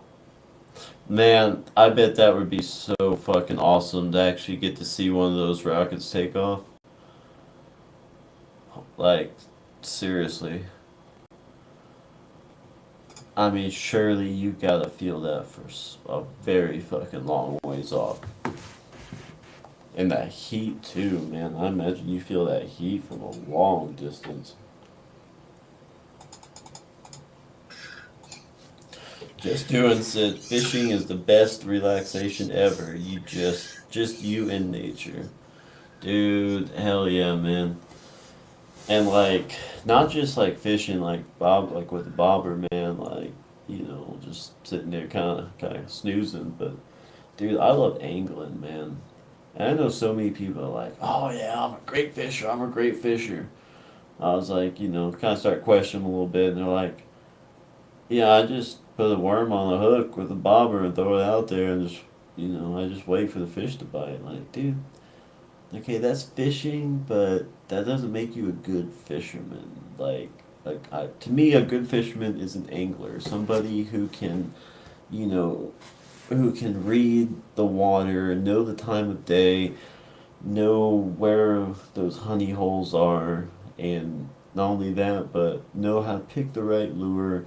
You want to make sure you use the right type of lure and hook in the right type of, area. If you got a lot of, shit in the water, a lot of snag areas, you don't want to use your best lure. You want to try to stay away from the area, get close enough to where you can kind of pull the fish out, work that lure, all that. I mean, to me, that's where the real skill comes into it. Don't get me wrong, I like just throwing out a line and, just chilling sometimes, man, but like there's angling, there's trolling, there's different types of fishing, man. But you can't just say, "Oh, I throw a bobber out into the water. I'm a great fisher." No, that doesn't take talent. Mm-hmm. So just doing said, I haven't seen Haley's comment, but I've seen Haley's comment.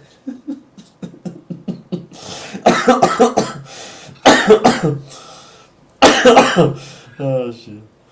So I'm 2.5 miles from the Mexico border. Last time I was here, we got here 5 days after the launch. Oh shit, man. And like, is there like, can you see like any like aftermath of that launch or? I mean, I've got to think. I mean, that amount of heat and that sand around. I don't know. I mean, I think that would like start crystallizing some shit. Bulldog said, "Who shoots a star anyway?" That is a good question.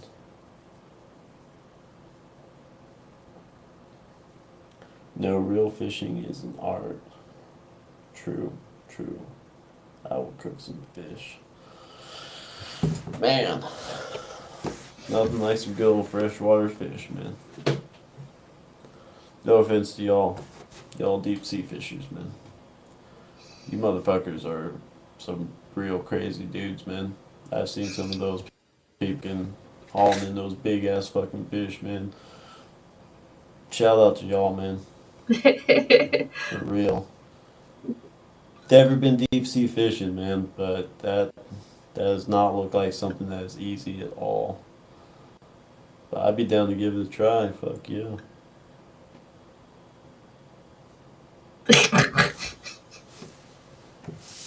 What's up? British. You Can you go get look close up enough spray. to spray wreck on the side of the rocket? That would be so badass. That fucking would, man. Hell yeah.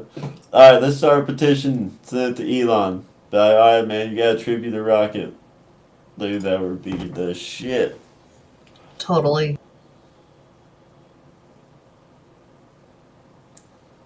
Heck yeah. Well, fuck y'all. I am glad that you guys had fun tonight. I know Chrissy said she enjoyed it.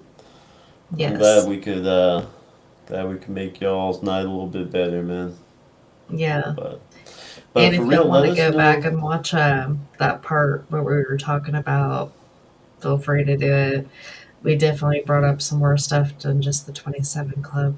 So, actually, Absolutely. we involved another additional theory. I think this is the first time somebody has made this connection with the 27 Club. I Oh think. yeah. Absolutely. And y'all let us know, man, what y'all think. We're always down for new theories and shit, but yeah, man, I definitely think, you know, I like Kitty just informed me of that theory with Saturn's return and all that today, and that is definitely something to think about, man. Definitely, like I said, the math kind of adds up with that, and the whole average age of 56 and all that. It is definitely trippy. Chrissy said all fans should send Elon stickers to put on it. It's a deal, then just start a petition to get me out of jail. Gabriel Wick. Heck yeah, man. Well, Totally. fucking be out there. I'm with Fucking for real. British. We'll break him out. Hell yeah. Shit, yeah, yeah. Gotta have each other's backs out there, man. Totally. You want to sign my petition? Doing poison breaking. Man, anybody ever watch that show, Prison Break? Dude, that was a good show, man. And most of those comeback seasons are shit, but I feel like they actually did good justice to that one.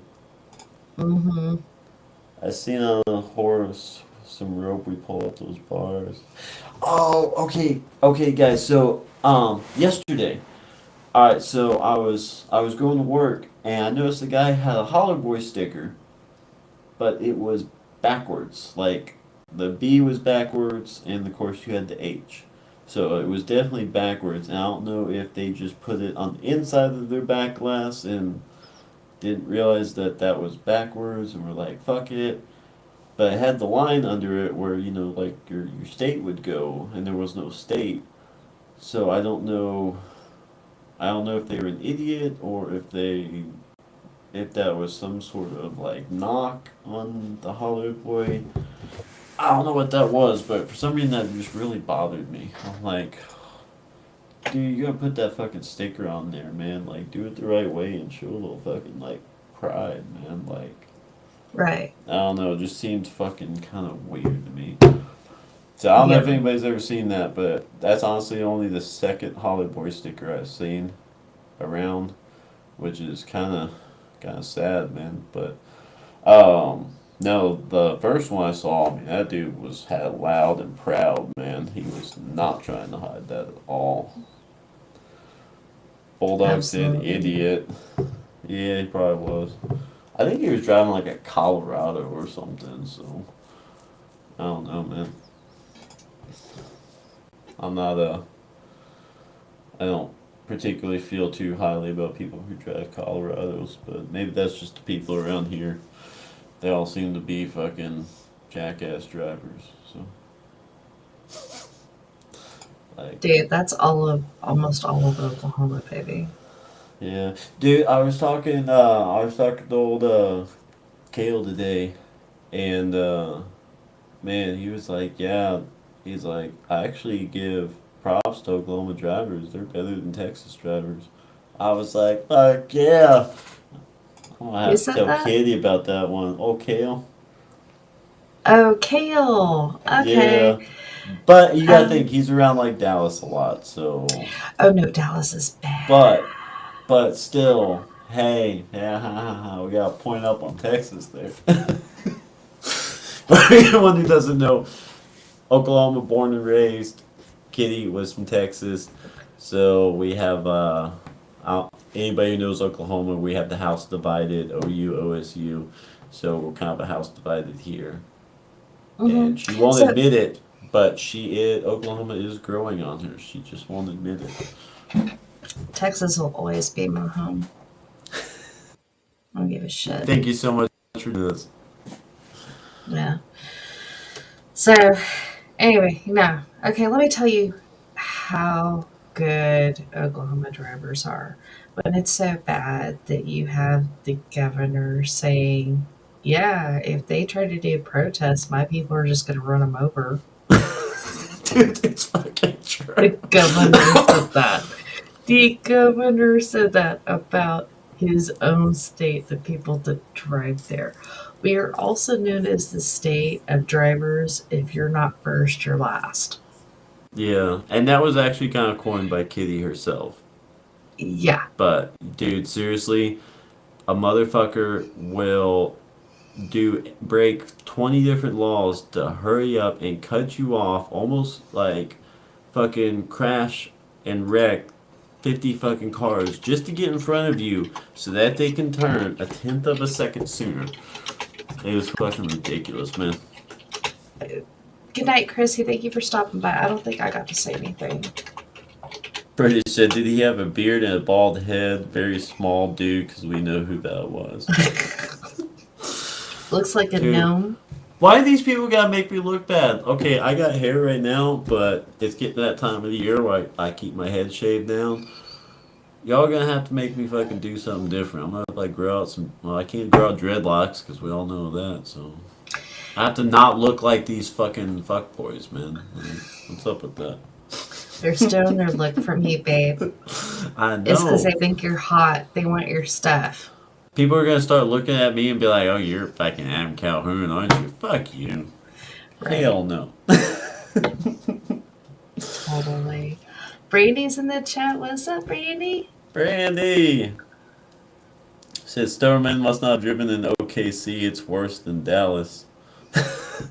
Oh, I drive in OKC all the time. I just have to give shitty shit about Texas just because. She could have me Okay. dead to rights on something, and I will still talk smack to her about Texas. Uh-huh. just because. Always. Okay. But hey, I let me got give you- Texas blood, so I am allowed to give you shit. You weren't So. born there. You But weren't I do raised have there. Texas blood. I do have Texas blood, and you have admitted that I'm Texan for a fucking Oklahoman. So don't sit there and try to fucking turn the story on me now. I can do it if I want. Watch me. Watch me. No shit. Okay, so it's gotten so bad that we've even had comedians that don't even live in the state that come here and then they talk. They get new jokes about our drivers. and one of them, I remember one for sure. One was like, he wasn't even telling a joke. He was just like, seriously, like, so I noticed in y'all's construction zones, y'all, I'm trying to say this in a straight face. Y'all have these signs that say, if you hit a construction worker, it's this much amount of fine. Does that really happen? Y'all really do that? Dude, and that's the thing, Yes. dude. Even first responders, man. You know how many first responders and like policemen bad. have gotten hurt here because of people That's doing it? bad. Like, dude, and you see it. Nobody moves over. Nobody yields to an emergency vehicle on the road. Nobody moves over or slows down. Like, it is. Nobody gives a fuck, man. And, dude, feel how you want about policemen. That's still somebody's life, dude. Like, you can say that you don't agree with them and all of that shit and you don't think that they should be there, whatever. You're free to your opinion, dude, but that's still somebody's life, and still, you gotta respect that, man. You Absolutely. A know, I'm lot of not gonna them, go run over a liberal just because I don't agree with their viewpoints. That's still somebody's life, and I'm still gonna respect that, man. Like, what's wrong with these absolutely. people? Absolutely. So, British has an idea. Next time you shave your head, babe, he says you should shave the side, uh, bruh, and then wreck on the other side. Dude, I'll totally do that just for fun. Like right before I shave it, I'll just do that. Fuck yeah, man. Bridges said, "Does anyone else close their eyes when driving through a very tight space?" Oh hell no. Dude, alright, so me and my buddy, we were driving to a job one time and a few years back, but dude, we were blazed, man. And like I was sitting there and I was rolling one up and we were smoking and then we came up on a fucking very long stretch of the interstate in a construction zone. You know, they got the fucking barriers up and shit. I mean, it was tight. And we got a big old van. I mean, we got a big ass rack on the side, stacked with fucking, glass and shit, man. So, we're very offset to one side. And he is blitzed and gets so nervous. And he's like, man, why are you freaking me out, man? Oh my god, I'm gonna hit something up. I'm gonna break off this guy's reflective circle, but why'd you have to get me high right now? Dude, calm down, man. It's okay. Like, just stare at there. As long as you keep your eyes on that line, you'll be fine. You're not gonna hit anything, man. He was so fucking paranoid.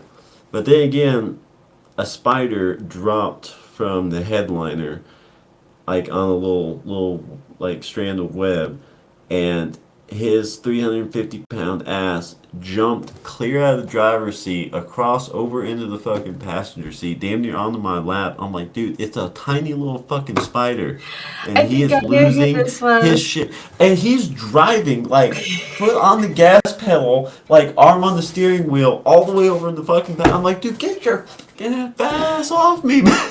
It's just a spider. Calm the fuck down. Good God. You ain't blitzed until you stop at a green light. Do what? You ain't blitzed until you stop at a green light or go on Dude, a red. holy. I've gone on a red. Babe, shut Yes, up. yes, you fucking have scared the shit out of me. What are you doing? The light was green. No, no, it wasn't. It was not at all. I swear. I swear it was green. I Hey, it's swear. it's better to stop at green light than to go through a red. I'm just saying. So.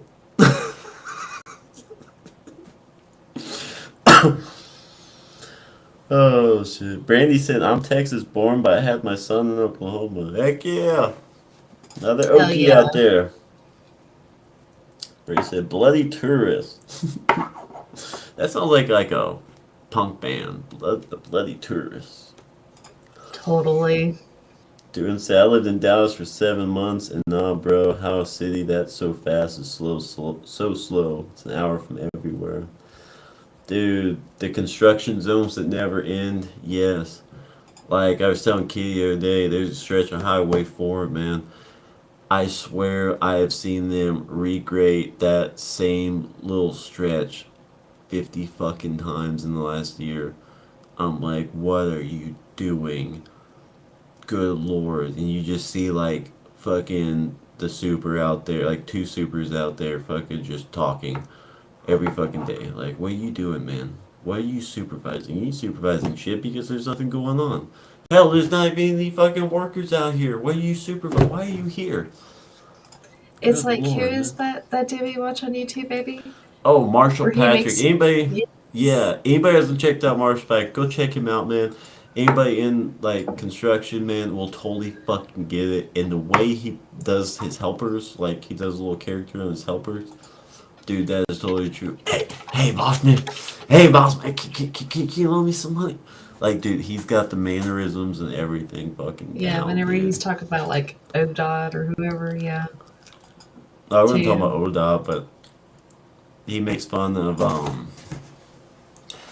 oh, what's that home builder? They make fun of home builders. Well, He he does make make fun of fun of like construction department. workers too. Oh yeah, like Department of Transportation, fucking everything. Yes. But yeah, as far as like just construction humor and blue collar humor, Marshall Patrick and Breadstick Ricky and the Boss, man. Breadstick Ricky is the shit, dude. Old Roscoe. So Oh you man. guys, Stoner Man here is a combination of Roscoe and Reiki. So Holy. if y'all seen like this channel, and you already knew who you are, put it in the comments. We want to know. Heck yeah, heck yeah. Oh, and shout out to man, I had another one too. Another good channel I completely forgot. Does anybody remember Roy Mercer, by the way? Roy damn Mercer. How big a boy are you? That dude was fucking funny.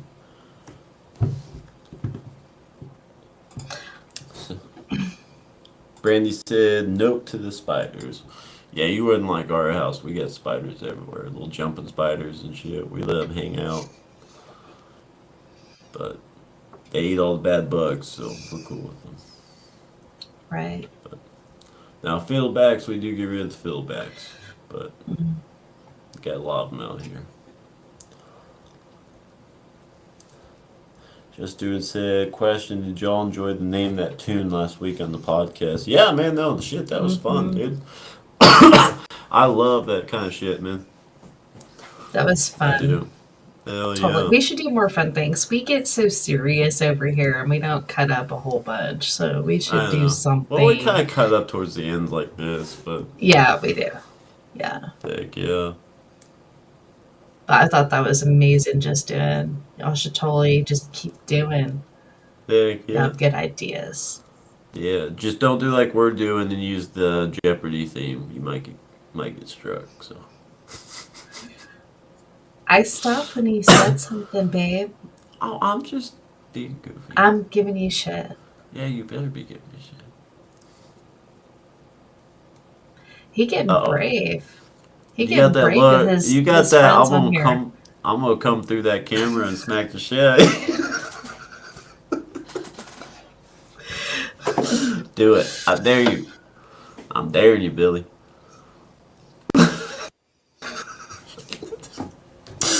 Did anyone else just feel like it get really cold in the room?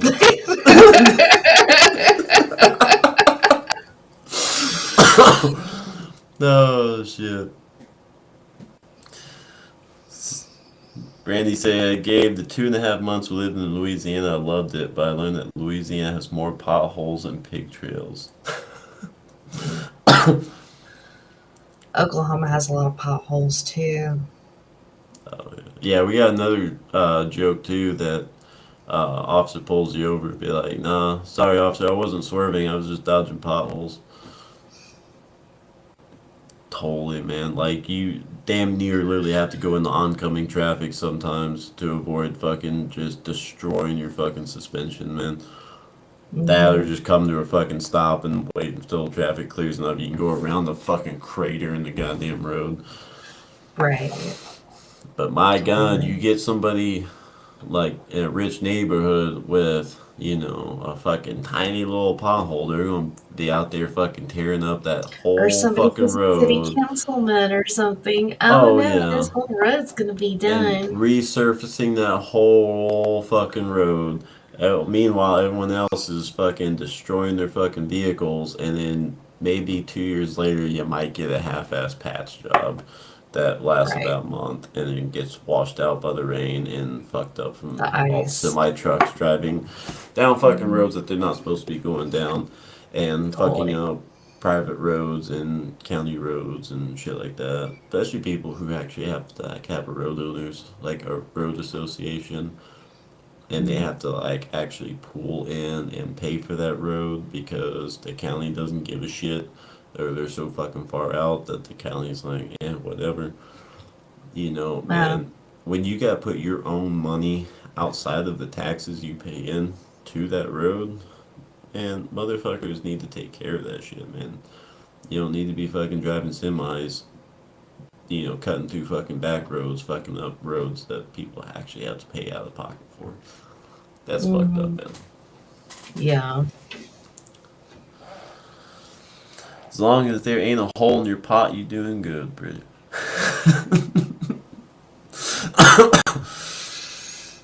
I wonder how that would work, a hole in your pot. Well, just think about it. That happens after every weekend, baby. True. Yeah. I'm being corny as fuck right No, now. I don't. Speaking No. of, token time. Huh? It's token time. Yeah, it is. Token time. Token time. Well, if we have been on for over 3 hours, babe. Oh shit, we have. Damn. Mm-hmm. Man, These poor people. That's why Chris is I like, know. good night, everybody. Like, it's almost midnight, actually. It's probably later. I'm not sure where Chris is from. Probably even later there, so. Yeah. Yeah. Shit, yeah. Well, we're all just fucking around, man. That's true. But heck yeah, guys. Well, shit. It is about time to fucking eat a little something. So, do a little token, do a little eating. Dude, we've had fun with every single one of y'all. I mean, like, yeah, we do our shit over here, but we love having y'all in the chat.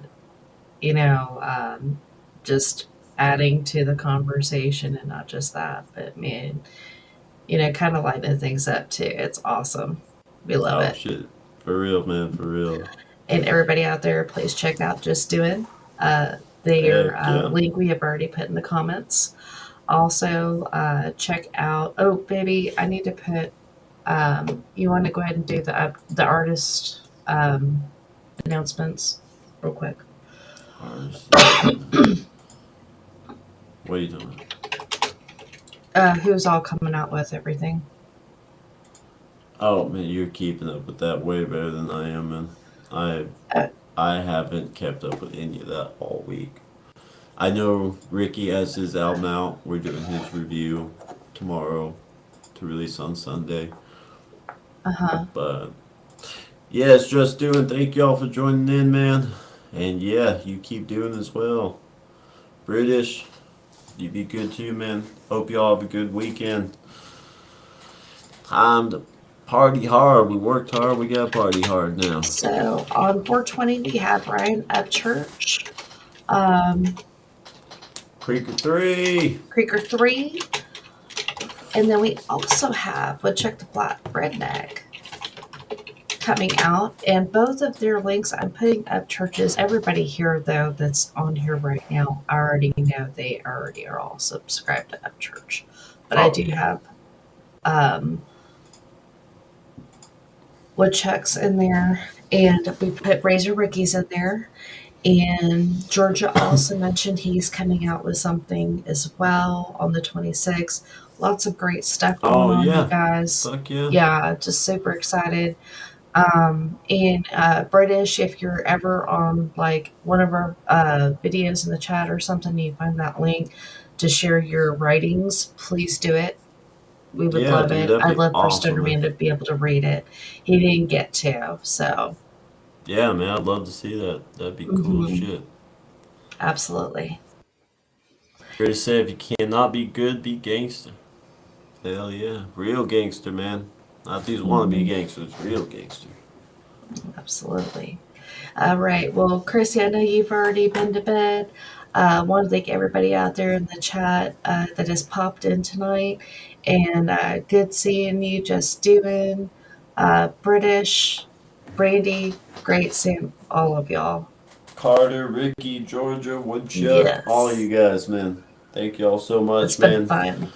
Everybody, you show us so much love, man. We appreciate it so much, and we try to give it back as much as we can, man. So, but yeah, everybody have a good weekend, man. Like I said, if you worked hard, party hard, man. That's how you recoup.